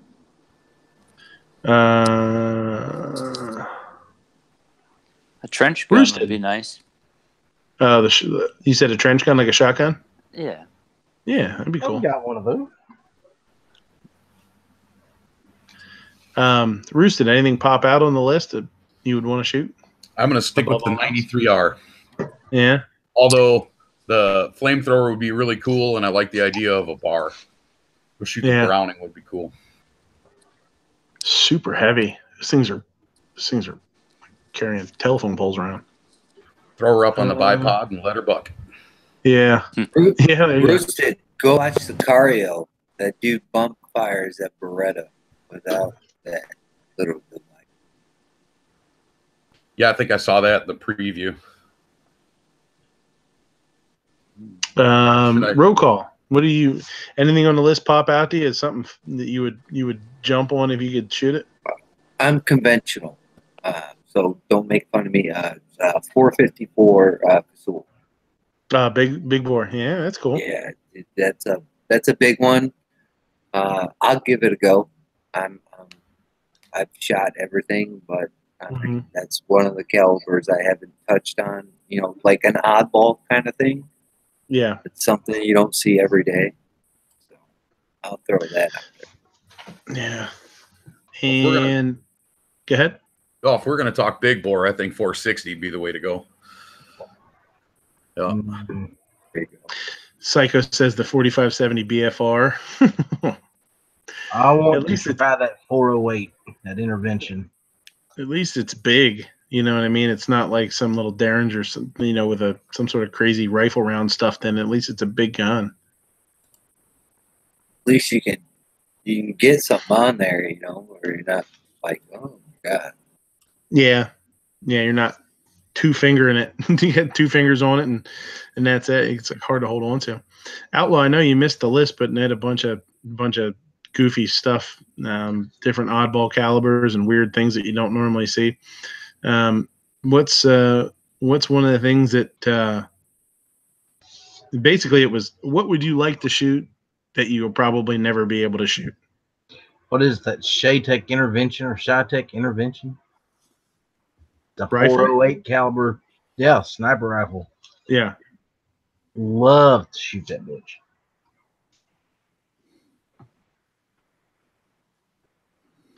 Yeah, very cool. I don't know anything about the 408. I've never. I mean, obviously it's a proprietary. It's a wild. Is it a? I guess you can consider it a Wildcat. It's probably used as a parent case. Do you know anything about it? Very little. They wanted something that was more accurate at extreme long ranges than a 50 BMG. Mm-hmm. So they came up with that. Yeah, the 50 is not necessarily intended to be super, super accurate. Well, apparently this thing is super, super accurate. What was the Ghost Tactical question a couple weeks ago that Chris Kyle used? What was that one? And he wasn't even sure that was going to be accurate enough to make. That was a 338, 338 Lapua. Yeah, Lapua is a hell of a round. This is a hell of a round. I gotta know a guy that had one. It was expensive to shoot. It was like $5 every time you pull the trigger. Yeah, it's that's like a 338 Lapua. That's an expensive math to feed, isn't it? Oh yeah, for sure. Yeah, I mean my 338's. It's not necessarily hard to. I mean, if you reload for it, it's the brass. It's a lot of powder too, but I mean, god damn, it's a lot of brass. If you have to buy, try and find brass for it, or at least shoot some until you have some to reload. Reloading, it's not that big of a deal. 338's not super expensive to find. My father-in-law reloads. We're hitting my bedtime, so I will see you next time. Yeah, thanks, buddy. I think we're gonna lock it up here pretty soon too. Good night. So, what's out? Anything out there in the chat? You guys have any questions? Anything to add? Yeah, since you always skip that kielbasa. Kielbasa.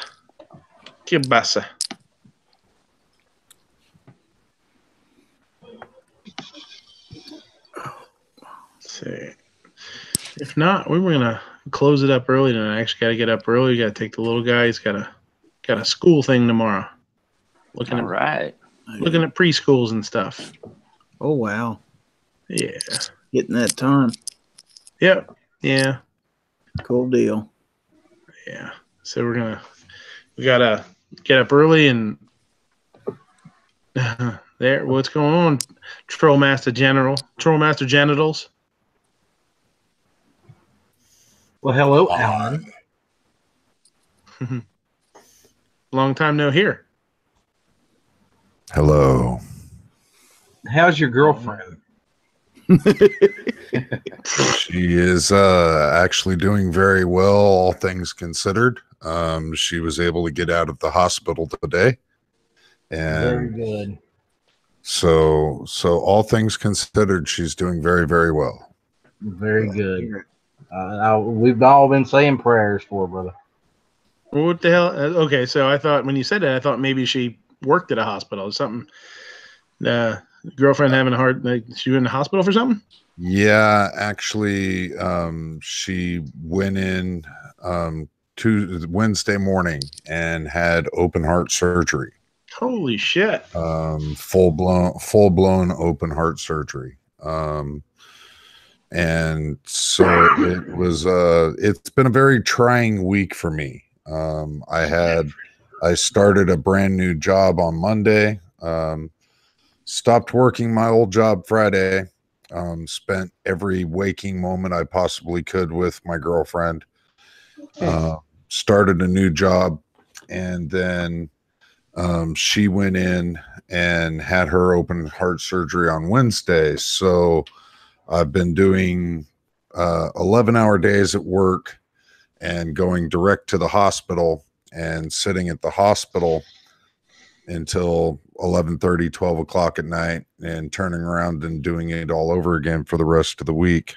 And so it's been a very trying week. But she came through it fine. And luckily she didn't have to have anything implanted into her. She didn't have to have any mechanical parts installed. Mm-hmm. But she was actually released today and is currently in the custody of her sister. So I will be returning to work here in about 4 hours for another 11-hour shift, and so it continues. But luckily, yeah, she's doing really well, all things considered. My uncle had open heart surgery a couple months ago. Yeah, he was just out of nowhere. Saw him a couple weeks ago for the first time since. He's doing really well too, but damn. I hope it all continues to go the way it's supposed to, you know what I mean? It's crazy, buddy. Sorry to hear that. Yeah, it's all for the better. It really did. It should be golden. She had heart problems when she was very, very little. She actually had her first open heart surgery at the age of 4. Wow. And so basically what ended up happening with this situation is she was having a lot of, and I didn't mean to come into your room and just like completely dominate your chat here. No, that's cool, man. No, I mean, it's, you know, you want to hear what's going on with your friends, man, whether it's good or bad, and make sure, you know. Yeah. So basically there was all kinds of scar tissue that was causing a narrowing of the arteries and stuff. So it ended up working out really well. She had problems breathing and so forth before, and hopefully this will this will cure all of those issues. Mm-hmm. The wife's out there offering, if you have any questions, to call her. She's at home with the little guy now, but she was a respiratory therapist. Absolutely will. If I have any questions, I will be directing it your way. Yeah, and it's always nice to have a second opinion, but it's also really good to have somebody that's not attached to the situation too, you know? Somebody that you can just ask, you know, call and be like, hey, is this normal? Or they told us this. That's the biggest thing in healthcare, I think, nowadays, is not to it sounds, you know, not to trust people sometimes when they tell you something. It's always, if you have something, you have somebody that you can call to ask to bounce stuff off of, it's really important nowadays, you know. Sometimes you just become a number, and it's always nice to have somebody to call and be like, hey, you know, they told us this, does that sound right? Or that sounded odd to me, what do you think? You know, so you know, she's out there in the chat, so if you want to get with her, if you want to exchange information or something, you know.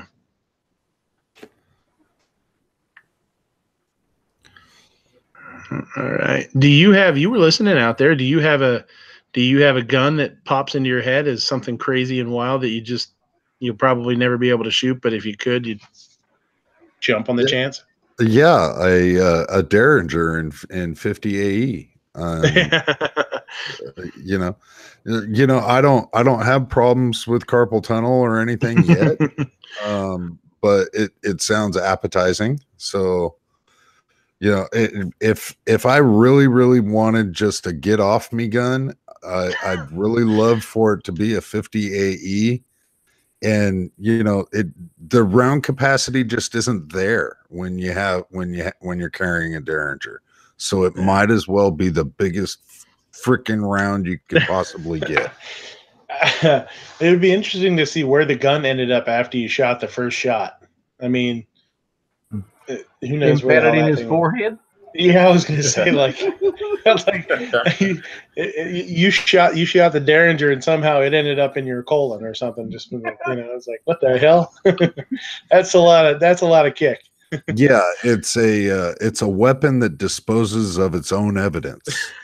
Yeah, right. Yeah, you're shooting it in Ohio and it ends up in Florida. It's just kind of skip down there. Yeah. Why stop at 50 AE? Go 460 or 500 Magnum.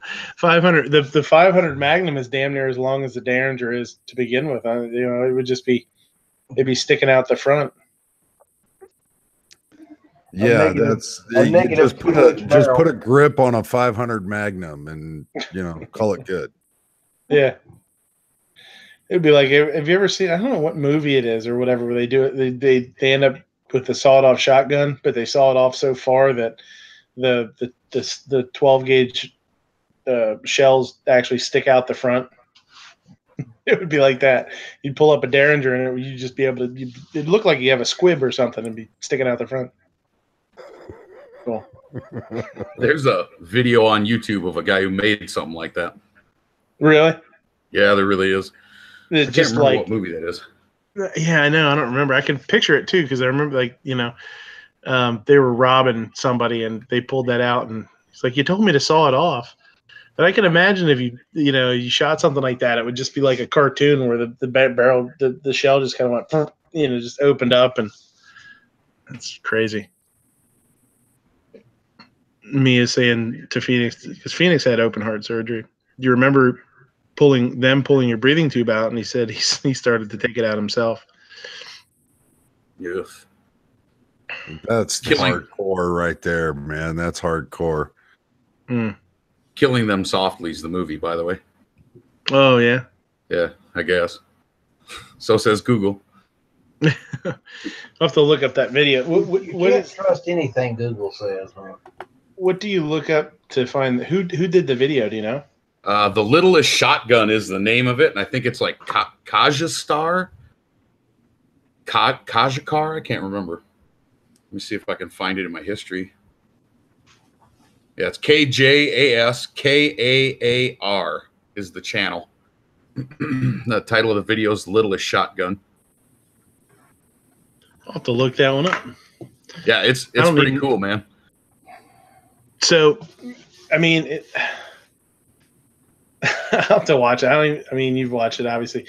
I have to watch it, but I just don't imagine. Dude, it works better than you think. Really? I was thinking with no barrel, with like the front of the shell being totally unsupported. Like, does it really have any velocity to it? I don't know about the velocity, but it had a huge pattern at. I think he was shooting at 3 and 5 yards, if I remember right. Well, I would imagine it would have a huge pattern, yeah. From across the room, it spreads like a man-sized target across the room. Yep, exactly. That's funny. I don't have a wrench, or else I would post the link to that video. That's cool. Everybody knows how to look it up. Black Cat's out there. What's going on, Black Cat? What's the coolest thing you shot at the shoot the other week? I know you said they had in the past, dude has brought a Gatling gun.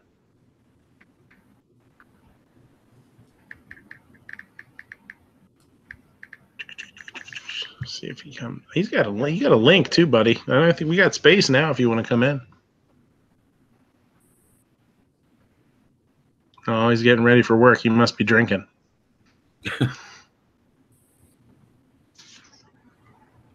Yeah, I need to speak with you eventually. We're talking about Black Cat. Oh, well, who cares about him? Fucking RL, get over it. Yeah, he cut down a smoker in order to do this Littlest Shotgun here. Jesus. But actually had to cut it off just long enough to where you could, where you can pop it open. But yeah, it's not quite as ridiculous as the movie. Yeah, the movie was even shorter. It was back where the hinge is. Yeah, there's a half-inch of shotgun shell sticking out in the movie. Yeah, it's crazy. Yeah, it's nuts. So so if he cut it back himself, then it's an SBS. Well, my question is why put the bead sight on the front of it Yeah, that is funny. He did move the bead all the way back. That's pretty funny. That is cool. Because I mean, there's weird stuff like that. That's like AOWs. You know what I mean? All other weapons or whatever, and they're unclassifiable and all that shit. But if he cut it back, then it's not. Then it's a short barrel shotgun. It's got to be an SBR. Yep. Yeah. There you go. Well, it does have that funky grip on it. Whatever they're using for like the TAC 14s and. Yeah, that just looks like an old school sawed off cut stock, because it's real thick. Oh, look, the candy ass ain't even gonna hold it. What'd you say? The candy ass ain't even gonna hold it to shoot it. He's got it strapped down. Shit, would you want to hold that damn thing? Fuck no, but I ain't stupid enough to cut one down that short. If I was gonna cut it down, by God, I wouldn't be strapping it down. I'd shoot it like a fucking man. Screw that. Wrist be damned. And it does kind of flare out at the end when you shoot it, sort of like the cartoons do. Yeah. Yeah, that's at like 4 feet, and it's like a 3 foot spread. Man, maybe not 3 feet. That's pretty cool. It would definitely be a good get off me gun, but kill 'em with the wadding. Well, I was gonna say too, like it's a hell of a melee weapon too. If the shit really goes south. If it was Janice Gay was in here, it would be a good get in me gun. He would love that. Brown chicken, brown cow. I'm telling you. Too Hot, he says he hand holds it if he remembers. Yeah, maybe he does try one. Does he do that? Does he shoot one by hand in this video? I think he does. I thought for some reason he was holding. It's been quite a while since I've seen it. Look, he blew the tree in half. Yeah, and I think he's using like number 8 or number 6 birdshot is all. Yeah.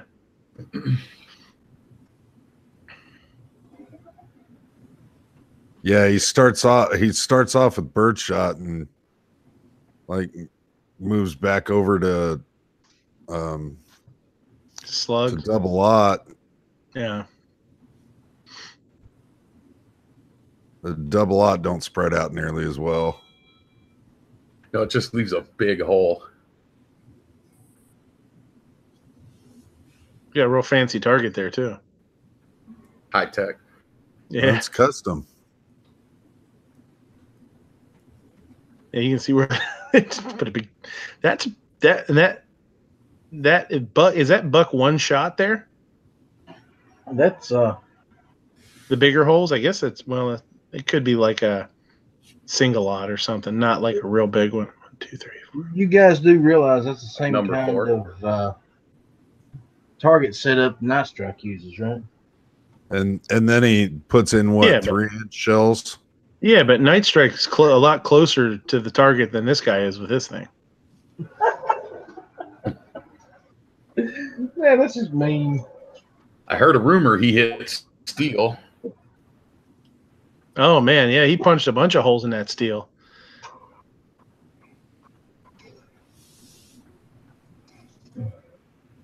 Well, holy shit.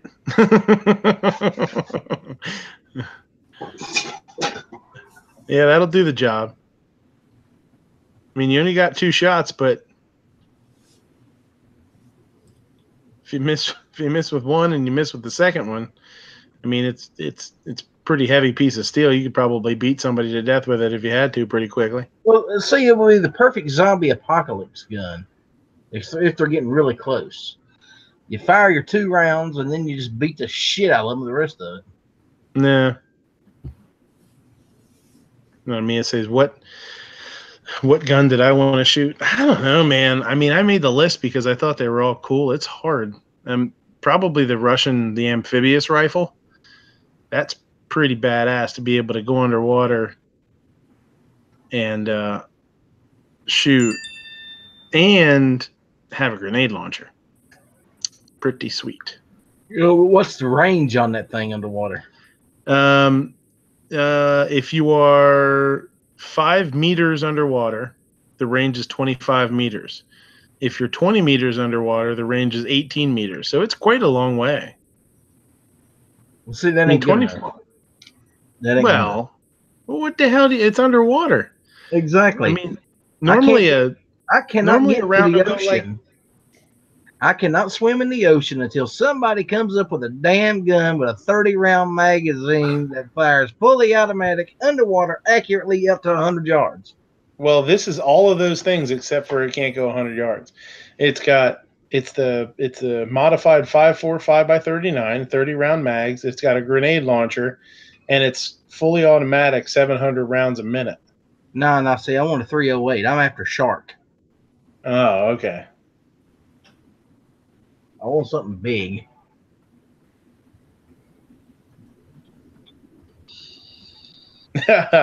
Psycho says, put a bayonet lug in the bottom of that SBS. Hell yeah, there you go. Ooh, what about a cool one of the bayonets that flips out? Like, is a Mosin like that? Is a Mosin? SKS, yeah. SKS has the hinge. That would be perfect for that. You just sort of flip that out, and hell, why stop at a bayonet? Just make it like some sort of scimitar, like a knife, sword. He does actually shoot this thing with his hands. He doesn't just bench shoot it here. It'd be a little sketchy at first. I think I would bench shoot it at first, but there you go. He manned up. Look at him. Does he actually give chrono numbers on that thing? I can't remember if he. Well, the chrono he's got sitting in front of him says 8:27, but I think that's just the bird shot. Right. I tell you what, even strapping that thing down after watching it, I'd still be scared as hell to shoot that damn thing. It'd be a little sketchy, but I wouldn't mind. I wouldn't mind trying that. I would do it, but I would be, oh man, I'd be nervous as hell. He even figures out a way to get two hands on that thing. Yeah. I guess that's the bonus of having the stock a little bit bigger than like a TAC 14 or something with that little bird head grip. Oh, who's playing the old mouth harp?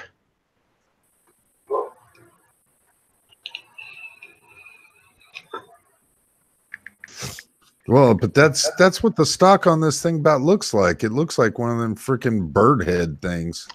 Kind of. I think the bird head ones, like on the Shockwave and all that kind of stuff, are actually thinner. This looks like it's a little thicker. And dead cardboard. Too Hottie says, I'd shoot it once. I fired a 470 Nitro Express once. I'll never do it again. Once. Yeah, that's a cannon. Once. There's some funny videos out there of people shooting guns like that, man. Like the 700 Nitro. There's a compilation video of a bunch of guys shooting a 700 Nitro Express indoors at a range, and man, it knocks those guys all over the place. It's hilarious. It's just flying out of their hands. One dude gets knocked back into the door, breaks the glass door. I don't know, they're from the Middle East probably or something, or I don't know where, but they had like a head. I've totally seen that. Yeah, I don't want to say it's a turban. I'm not really sure what the head. I think it's a turban. Something, whatever. It's fucking funny. The dude, he pulls the trigger, man. This thing goes off, and he goes flying back, knocks it. He's basically knocked. It's so funny when you watch it because you're like, oh my god, knocked the turban right off the dude's head. It's hilarious. And then they give it to this white dude that looks like he's from, it's like an African safari guide or something. He's got boots and little shorts on and shit like that, and he just pulls it standing up and just leans, lets it do its thing. No big deal. Hey, you're talking about that one that it looks like they're in a laboratory and they're all kind of. Yeah. Oh man, that is just absolutely one guy after another after another. All of them are landing on their rumps. It's just. Yeah. Yeah, they're sitting in a folding chair. They're landing in it. Like I said, the one guy flies back, trips, falls, lands, and I think he breaks the door or something. And at the very end, they give it to this white guy, and it's just some redneck white guy, and he's like, "Man, no big deal." Boom. Just kind of goes with it. No big deal. But it's funny watching fly all over the place, man. I'm gonna have to get out of here midnight. Yeah, thanks, buddy. I'll see you. Thanks. I'll see you tomorrow night, Gary. Yes, sir. Good night. Night, Gizzard. Night. Outlaw, what's up with Matt's roast? Is that this week? That is tomorrow night. Oh man. Well, that's why I was wanting to get a hold of Fine Ape to find out if he would like to be there for that. They'd be on the panel. Oh man. What time? Well, Matt's starting an hour early tomorrow night. Yeah, he'll be starting at what? Shoot, trying to figure it out. He starts at 9 Eastern, so that would be 8 Eastern. So he'll be over by 10. I'll start my show at 10, which is an hour early, so everybody can still be up and watch the show. So. Okay, for those of us that are uninformed here, Outlaw, you are roasting Matt? Well, here's what happened. A couple of weeks ago, my show turned into an impromptu roast of Mr. Ellis the Outlaw Hatfield. Ellis, Ape says he can't. He's working nights again. Is that what happened to your beard there, Outlaw? No, that has nothing to do with that. And you Fine Ape, you tell your fucking bosses my show is more important than their work. God, we're getting a hell of a storm right now. So it just sort of basically we did like we did a bracket, and we did a bracket of the best insults that we could come up with for Ellis, and like it was funny. It was just a spur of the moment thing. And I thought, we thought like, hey, this, if it's done right, if people put some effort into it or whatever, it would be really funny to start doing one of these once a month or something, or roast somebody. And you're going to do Matt tomorrow, so hopefully it goes well. I hope you get a bunch of guys on the panel. You know what I mean? If it goes well, I'm going to be doing one every month. Yeah. If it doesn't go well, I'll figure something else out. Yeah, it's it's something different. And that's the name of the game, something different. It's like so what do you call the show if you're roasting roasted? What? Because he's already been roasted. Yeah, roasted has already been roasted. So how do you roast roasted when roasted has already been roasted? You're going to confuse yourself. You realize that, right? There's no A. It's roosted. Yeah, roosted. Yeah, 2 O's. No, I'm from Iowa. There's an A. I'm close to Iowa, and they can still say roosted. It was not long ago. Somebody kept saying rooster films. It's what everybody's autocorrect on their phone switches it to. It was a couple weeks ago. I remember you were in the chat and you were like, I got to change my goddamn name. I think it was G, actually. He said he just reads the first 2 letters anyway. Hey, we have Gary Gizzard. We could have Rooster Roosted. Yeah. Roasted Rooster. Yeah. Yeah. I don't think I can want your guys' help anymore. And once again, it is. I don't even want my help. So we're talking roasted rooster. We volunteered this information. You didn't ask for it. Didn't even have to pay for it. Nope, it's free. That's what we're here for. That's what your friends are here for, Roosted, to provide you with this kind of information. Thanks, guys. Mm-hmm. Yeah, you're welcome. Yeah, with friends like that, right? Yeah, exactly. The wife is asking, what time is that again, Alice? It will be 10 o'clock Eastern time. 10 o'clock. 10 Eastern, yeah. Yeah. And for anybody that might be interested in being on that show, shoot me an email. TheOutlawHatfield@gmail.com. Yeah, shoot me a link if I get out of work early enough. I mean, I'll jump on the way home or something, Yeah, that's fine. Right now, we have Clover, we have Ghost, Gary is going to be there. Yankee is still up in the air. I haven't heard anything back from him. Oh, as much as it would be fun, I don't think Yankees gonna. I'm not holding my breath on that. I'm really not holding my breath. But honestly, I'll tell you what, Scotsman's going to be on there. If it would be a full panel, I would dip out to let Yankee have my spot for sure. Well, Clover said the same thing. Yeah. Well, Outlaw, shoot me a link. I might jump in underneath some channel he's never heard of before. Yeah, we'll do. But yeah, it should be fun. I'm gonna try to get his full panel, which is 10 people. I'm gonna leave that 10th spot open for Yankee in case he wants to come in. Mm-hmm. I mean, it would be fun. It would be 9 million. Wife's asking, does Yankee chat? Yeah, he does his shows, and he will occasionally jump on somebody else's show. Not very often. He does his Sunday chat. He does his Thursday chat. Every other Thursday, he has G-Webs and Matt on his show. So they do it's the three of them. And then he has done. Well, she says, I know his shows. Okay, well then I didn't know what you were asking. You said, does he chat? I figured you meant, is he on other people's shows? And then I was trying to give him a little plug, tell people that he's on Thursdays and Sundays. But occasionally he'll jump on somebody else's show. He'll be on Matt's show every once in a while. And then I don't know if I've ever seen him on anybody else's shows, to tell you the truth. I've never seen him on a Daily Gun show, I don't think. And he doesn't know any of us exist. So he ain't coming on our shows. No, he knows I exist. He knows Jonas exists. You just don't know who he is.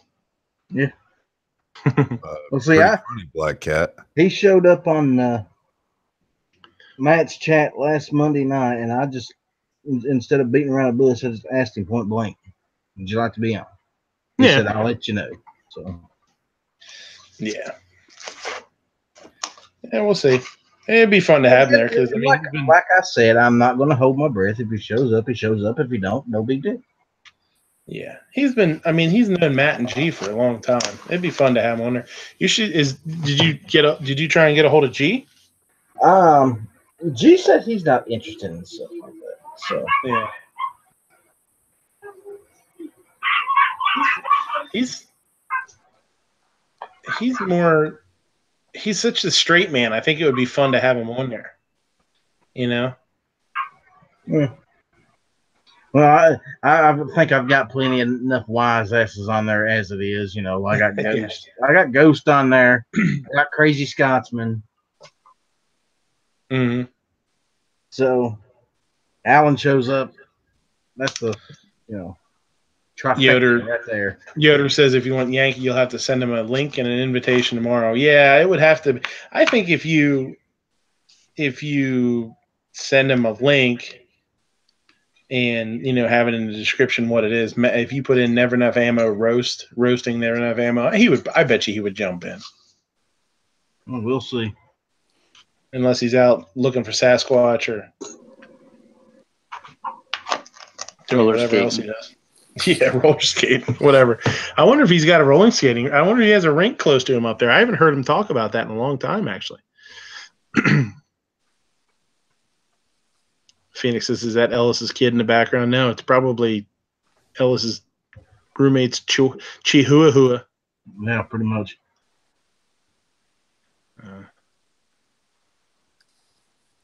I don't know. Anything else going on? Ellis has been fortunate enough throughout his life not to have any of those. Yeah.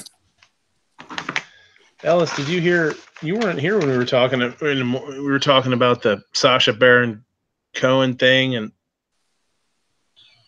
do you know anything about that? That's a goddamn mess. Know what's going on with that, dude? I have been doing nothing but freaking work for the past. Hey, before you start, pal, I'm gonna jump off. Okay, buddy. Thanks, man. All right. Everybody have a good Have night. a good night. You too, All buddy. right. Have a good night, Patriot. All right, thanks. He basically duped Larry Pratt and Jesus, what's the hell's the other dude's name? Whatever. Into doing these crazy interview, and it's just nuts. You just got to look it up. I mean, you can watch the beginning of the show. We talk about it at the beginning of the show. It will tell you everything you need to know. But yeah, it's pretty nuts. I'll have to look into that. Yeah. That black hat said Ellis' kid would say bad, not pork. Yeah.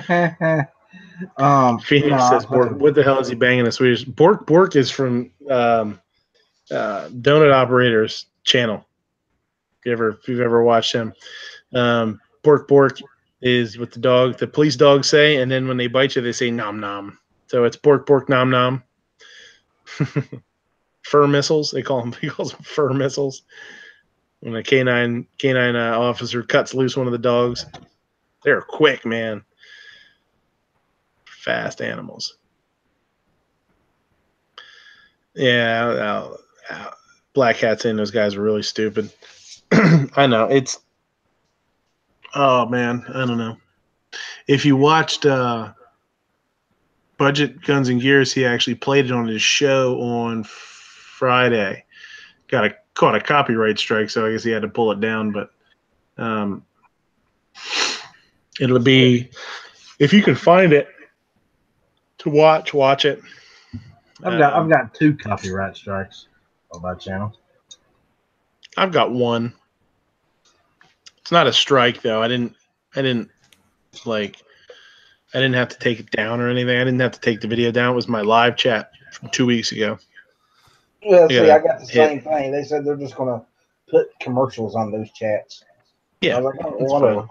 Yeah, on another one of my channels, every single video that I do gets one of those copyright warnings, and if it gets monetized, it goes to the people that own the copyright, blah, blah, blah, blah.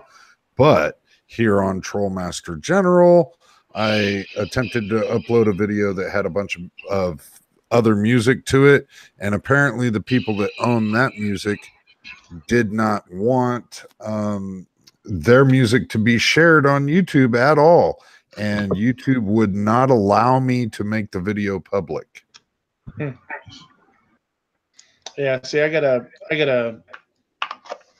thing that says, it'll be basically to be monetized and there'll be commercials on it and whatever, but they're allowing the use of it.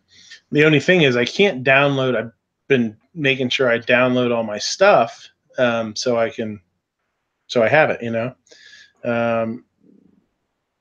if I want to repost it somewhere else, and it won't let me download it. So I'm not sure if there's a trick to doing that or not. It doesn't, when I go into my content creator studio or whatever, normally you just click it and it'll give you the ability to download it as an MP4, and you just download it straight off onto the computer. That's what I've been doing, and it doesn't even give me that option because it has a strike. So I don't know what to do. I mean, it's not a big deal. It's a live stream. It's not like it's a video. I've got a simple answer for you. It's called 4K Video Downloader. Yeah, Travis P11 actually told me that too. Very, very simple program. Works great. Yes, I've got that program, and it does work great. I'll have to look into it. Yeah. The wife out there saying the politicians I saw that endorsed the video were being videotaped and questioned about countries like Syria and didn't want to seem insensitive to the people, just trying to survive. It was obvious they were uncomfortable with the content. I don't know what you saw. I'm not sure if you saw the parts of it, bits and pieces of it, but some of the parts were ridiculous to the point where they had them holding a gun with like a bunny rabbit on it on the end of it, pretending that they were singing nursery rhymes and stuff. Like, it's horrible. If that was part of it, it could be what you're talking about. But it's not. That's not nearly as bad as it got. That sounds interesting. Yeah, it was horrible. It's hard to watch. It's making sick to your stomach almost, because these guys are like some of the biggest names in, Pro 2A or whatever. And, they basically got them to go along with arming toddlers and basically putting guns in stuffed animals so they can shoot the bad men and make them go to sleep forever and stuff. It was crazy. So, yeah, Psycho says one of the guys fooled is a bigwig at GOA. Yeah, Larry Pratt, the former head of the GOA, I guess he was. His son is in it too. I don't know, man. Clint says it better get a gun bunny for Christmas. That's different. A gun bunny is different. The gun bunny is what they have at SHOT Show, handing out swag. You want a bunny gun. Yeah, look it up. I mean, Budget showed it, and he got a strike and had to pull it down, which is unfortunate. I think he said it was from CNN. It was actually a CNN clip or something. But, yeah, I don't know. Watch the beginning of the show, man. You know what I mean? Budget talks, but we talked about it for a little while. Definitely. I will check it out. Yeah, it's definitely worth it. I'm off the next 2 days with nothing to do, so. Yeah. Yeah, Sasha's Psycho saying his disguise was horrible. It was really crappy makeup. It looked like shit. I don't know how the hell they fell for it, but that was my whole point was, okay, when you're in a position like this, you need to be on your toes, right? I mean, you're a huge figurehead for these pro Second Amendment not corporations, but entities. And 24/7, you've got to kind of be ready for somebody to come at you. So he says CBS. It's on CBS. So yeah, look it up. These guys have to walk around all day long thinking like, well, if somebody runs up to me with a microphone in my face, what am I going to say? And that's the life they live. That's what they should be good at. That's what they should be trained. They've trained themselves to do. So.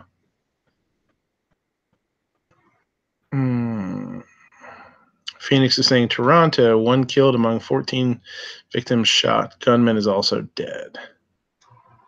Well, at least the gunman's dead. That's a good thing. Yeah, today's climate, they should be ready for trolls 24/7. Mia, did you just start watching? I guess you didn't. Doesn't sound like you watched the beginning of the show. Yeah, that's basically what I said. Is the way things are. You got to be ready for it, man. You got to be ready for it. And these guys allowed themselves to be made fools of like I've never seen before. Crazy. And it hurts. It definitely hurts. It hurts Second Amendment. It hurts their, legitimacy as advocates. It's a shame.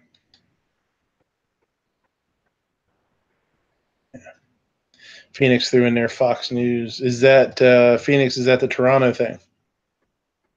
Let me see here. I've never clicked on a link while I was live. Maybe I shouldn't get a fucking strike depending on what happens. So there's a link. You guys want to click on it? Okay, it's not a video. Mass shooting in Toronto, 1 killed and about 15 shot. Gunman is dead. Authorities in Toronto late Sunday responded to a mass shooting in the city's neighborhood known as Greek Town, where about 15 were hit by gunfire, including at least one fatally. Responding, police exchanged gunfire with the shooter, and the suspect was killed. It is unclear if the suspect was hit by police fire. Oh, maybe he took his own life. Maybe, I don't know. Too early to say if it's terrorism or not.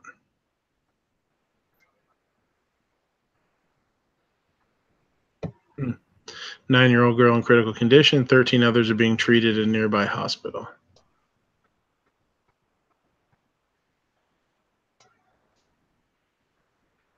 So maybe the shooter is the only person that was dead. It tweeted Sunday that the condition of the victims is not known, but a 9-year-old is in critical condition. 13 others are being treated at a nearby hospital.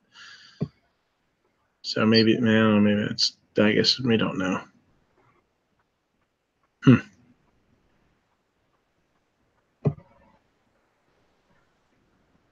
I saw a shooting one time.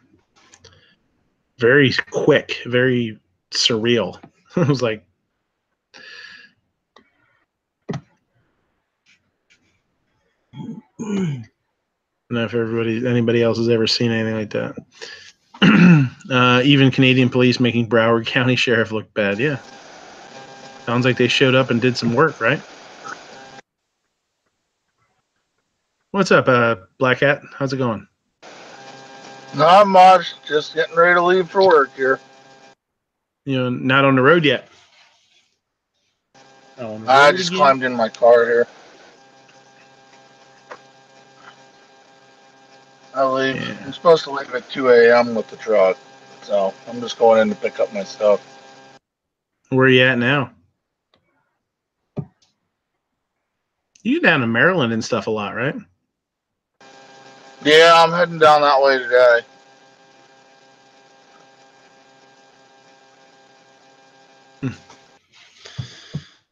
That's crazy. Damn Canadians. Yeah, John, I saw there's a video. I just don't want to play it.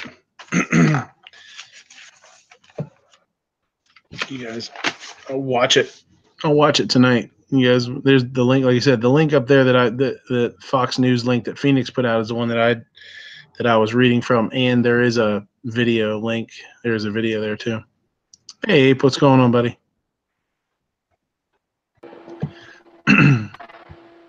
Hey. Psycho said work for a little bit. That's cool. Psycho said he wants to make a Hawaiian themed food place, call it Aloha Snack Bar.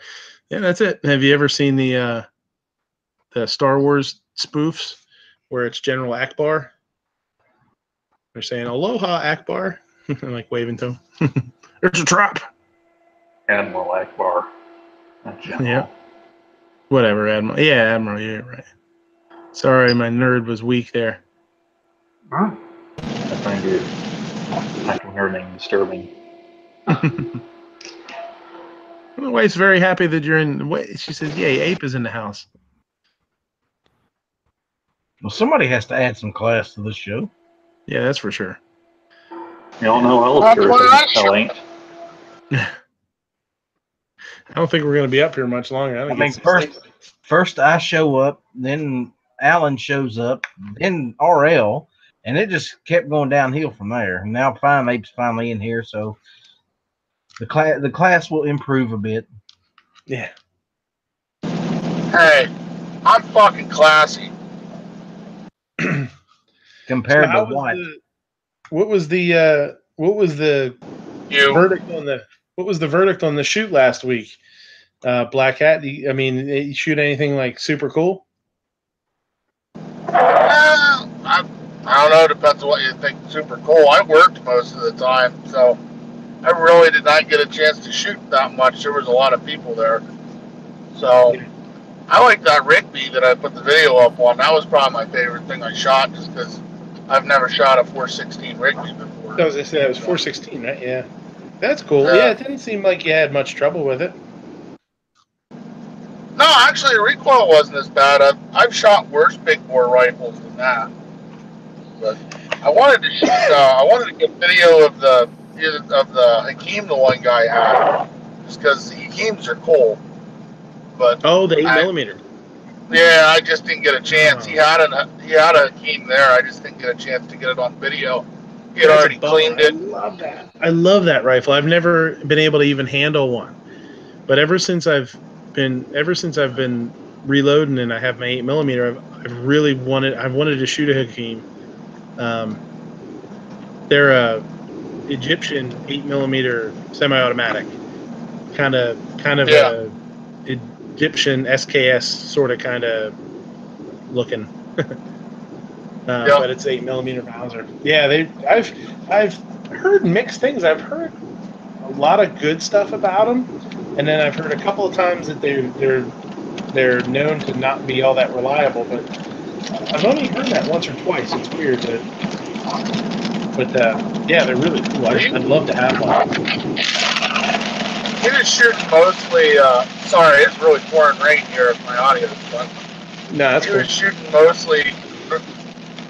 mostly corrosive surplus, and he had already cleaned it all out by the time I got the camera down there. So yeah, that's a bummer. It was functioning all right, even with just the corrosive surplus. So. Yeah.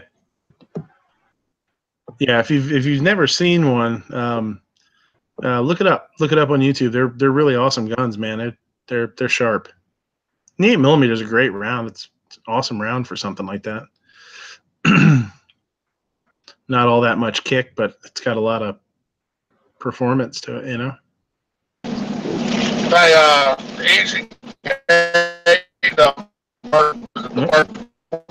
Hold on, man. You're cracking up. You're breaking up there pretty bad. Hold on. Give it a second. Maybe try again.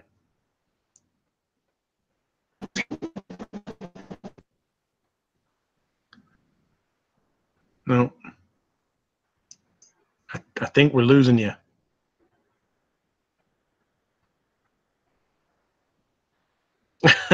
Psycho says, "Rain, huh? Thought you were pouring M&Ms or Skittles into a bowl." That was loud. I mean, we got that not long ago. It came through here. Pouring. It's been raining here for about 4 days. It slacked off a little today, and it's supposed to be back tomorrow for the next 3 or 4. Yeah, this is basically like the third Sunday in a row that I wanted to shoot and I couldn't shoot. Just the worst luck, man. Psycho says his O-Light came today. You should do a little video, man. Those are really popular. G did that video on his that he got. They're nice looking. I'm thinking about. I've been looking at the Streamlights. The Streamlight has one that's the same idea. It's like a pen light kind of sort of. I think it's called a stylus or something. And they have little clips on them, and I've been wanting to pick one up because I wear a chef jacket, right? And it has the pockets on the sides for pens and thermometers and stuff. And I want to get one and just be able to carry it right there because I wear that to and from work all the time, and it would be like the perfect place to put a flashlight and not have to have it in my pocket or anything like that. So I was looking at those on Amazon the other day actually, and then he did that video, the O-Light. So I'm gonna kind of ask him about it here in a week or two, see what he thinks about it. Looked really nice. It's a nice small compact size.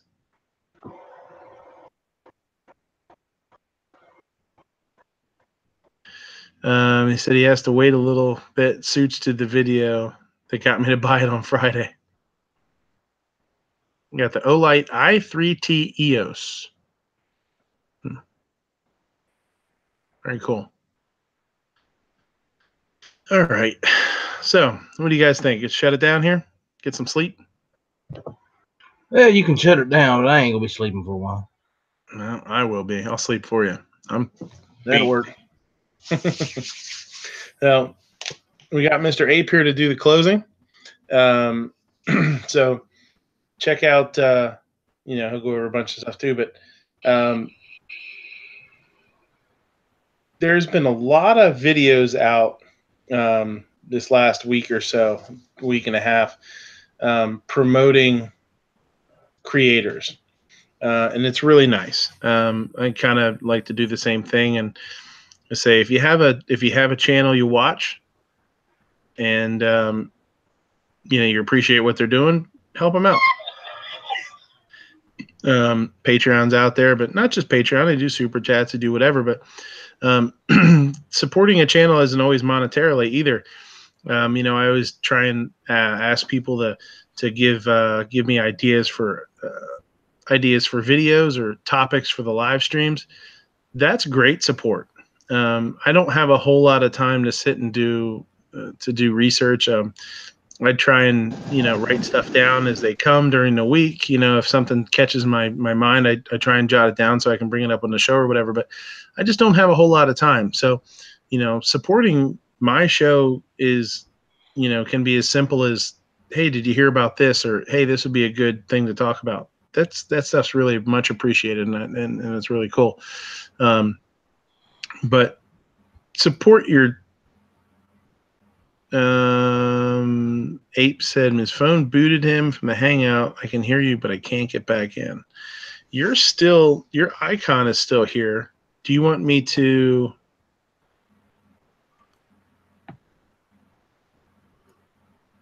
I can eject you, and then maybe you can rejoin. That's kind of weird, though. I don't know. Did you try and just totally close out? Try and close out. Maybe it'll let you back in. Then Hangouts is goofy like that sometimes. I get that a lot with Hangouts on my phone. I'll just get like a horrible connection, and I have to get out of it and come back in. Then it's fine. You can always eject Outlaw, and then you can try and come there. There you go. But the a lot of the channels, Yankee does the Pistol Project, which is really awesome. Love him or hate him, Yankee's a hell of a Pro 2A guy. He does a lot for the Second Amendment. He's very vocal, and he does some stuff that nobody else is doing, with like the Pistol Project and stuff like that. So, there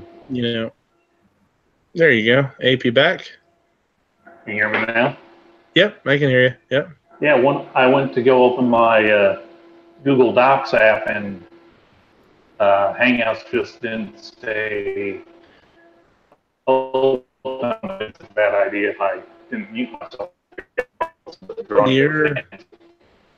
You're roboting a little bit too. So if you're moving around, don't stop moving around. Find a little spot. We're gonna close it up here if you want to do your thing. So support your creators, right? That's a big deal. Let them know that, and not just monetarily. Let them know that they're doing a good job. Leave comments. Tell them you do a great job. You love the videos. Whatever. It's always nice to hear. Just like I work in a restaurant, and I've said before, it's nice to hear that. It's nice to hear that people appreciate what you're doing. C4 says they're still on. Yeah, we're getting ready to close it up now. Man, I lose track. When I look at the chat, man, I lose track like crazy. Support them in other ways. If you can. Let them know they're doing a good job. Give them some ideas. Send them some emails. Say, hey, I just saw this. This is really awesome. I've done that for guys like Matt. If I see something that's more political, I don't tend to do a whole lot of the FU political stuff when he does, So I have sent him links to articles and said, hey, have you seen this? Have you heard about this? This is a good idea for a video. I do that with Matt. Yeah. I do it with G too, stuff for the Daily Gun Show. G does the Daily Gun Show 5 days a week. It's hard to fill up that much time. That's a lot of time. So you got a gun shop, you got a cool gun, you got gun for a gun of the day or whatever. If you send that stuff, don't be afraid to send that stuff. Find something and fill up some time on the show and give some good information out. That's really cool. Well, and how do you feel about like constructive criticism? No, for sure. Yeah. I mean, okay, the drapes behind you, they're just not doing it for me. Yeah. Okay. If you can come up with some other backdrop, maybe a gun safe and a couple of weapons from, some gun show or. Yeah, it's hard because my safe's not out. I don't have a safe that's sitting out. Yeah, and wife and I were just talking about that the other day.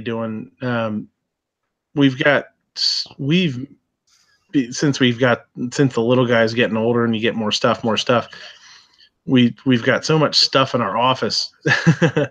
I moved the desk out of there to do some other stuff. So yeah, I need to find a better home to do this for sure. It is what it is right now. No, I'm just yanking your chain, man. It's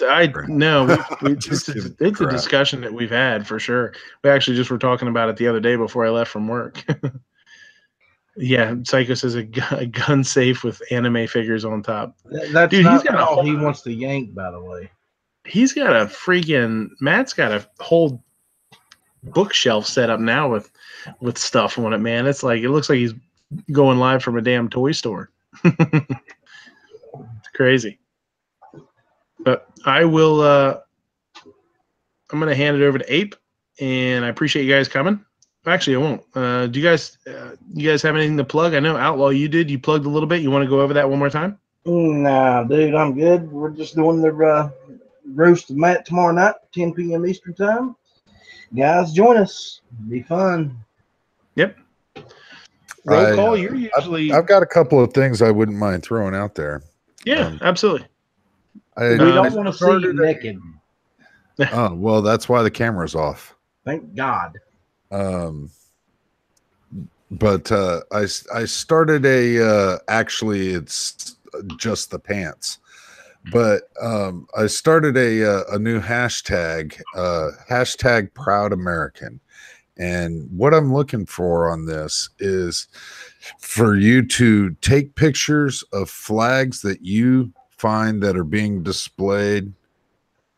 And I'd like to see people flood Facebook and Instagram with these things, with all the disrespect that our flag is getting.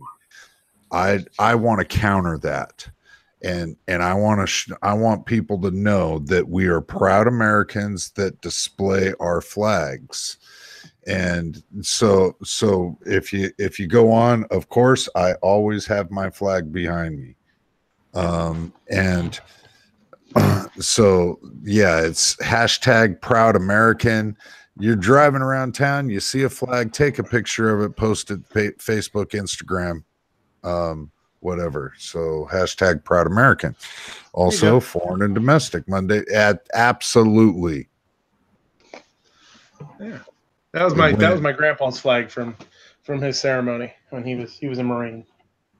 And that is absolutely phenomenal. I want to see those flags, especially. I want to see those flags. Mm-hmm. And you know, if we can flood it, hopefully we can make a statement out there that we are proud Americans. And of course, foreign and domestic Monday nights. But other than that, just keep the magazines loaded and one in the chamber. You know it. Roll call. You've been quiet. What's going on, buddy? You got anything to let us know about?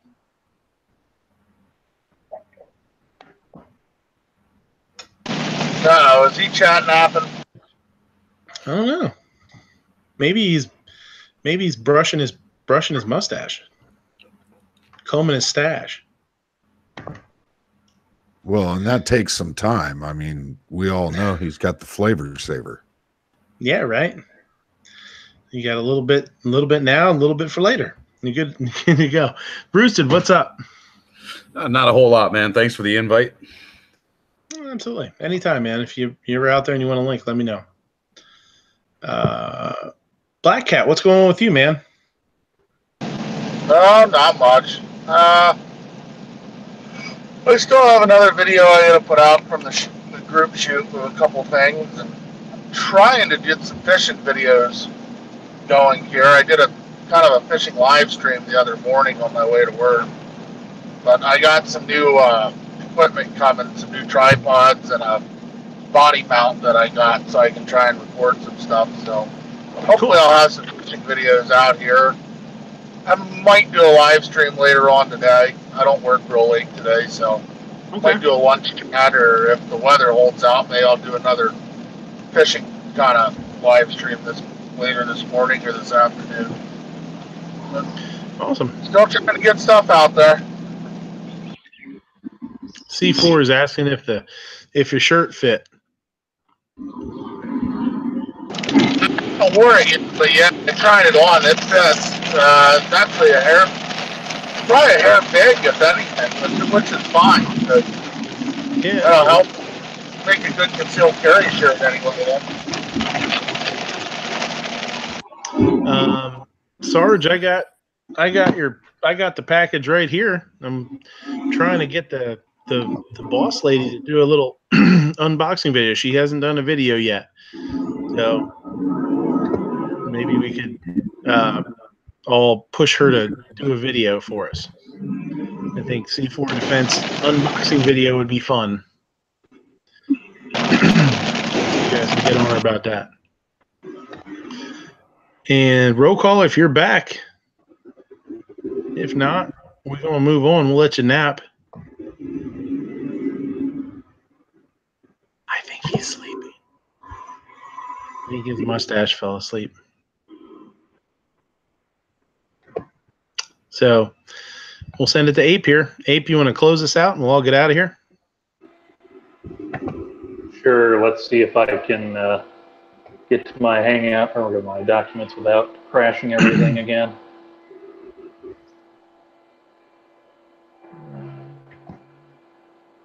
All right, can you still hear me? Mm-hmm. Yep. All right. Ladies, gentlemen, and Jonases of all ages, thank you for watching MidnightRangeTM's The Closer. Be sure to check out gunchannels.com for more Pro 2A content. This concludes our regularly scheduled programming, but we'll be back at 9:30 a.m. Eastern with the early watch, followed by open lobbies throughout the day. Also, keep an ear out for Black Cat Outdoors lunchtime and letterbox chats. Let's see, Gun Channel's Monday night programming, 8 p.m. Eastern, Clover Tax MOA Monday, and Hawaii Volcano Squad's locked and loaded. And I believe Ellis said Matt's coming an hour earlier, so we'll skip over that. Remember to check out the Ellis Degenerates roasting of NEA tomorrow night. Every weeknight at midnight Eastern, it's the Daily Gun Show. Remember to be on the lookout for Ellis the Degenerates, a.k.a. the Outlaw Hatfield's Late Night with the Outlaw. Also, check out GunTube.org as a free and unrestricted Pro 2A video platform. If you like what you see over there, go to Patreon and help support the platform. Check out 247gunshow.com. It's free to sell for gunchannels.com members, and anyone can buy. And remember, a hot dog is a sandwich, and keep your guns oiled and the chambers loaded. Old up. Keep them old up.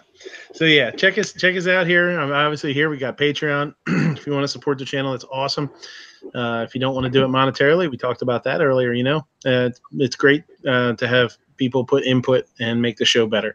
I'm over on Gunstreamer. I like to say we because I feel like I got some guys that are on here every week, and I think it's as much our show as it is mine. So we're over there on Gunstreamer and GunTube.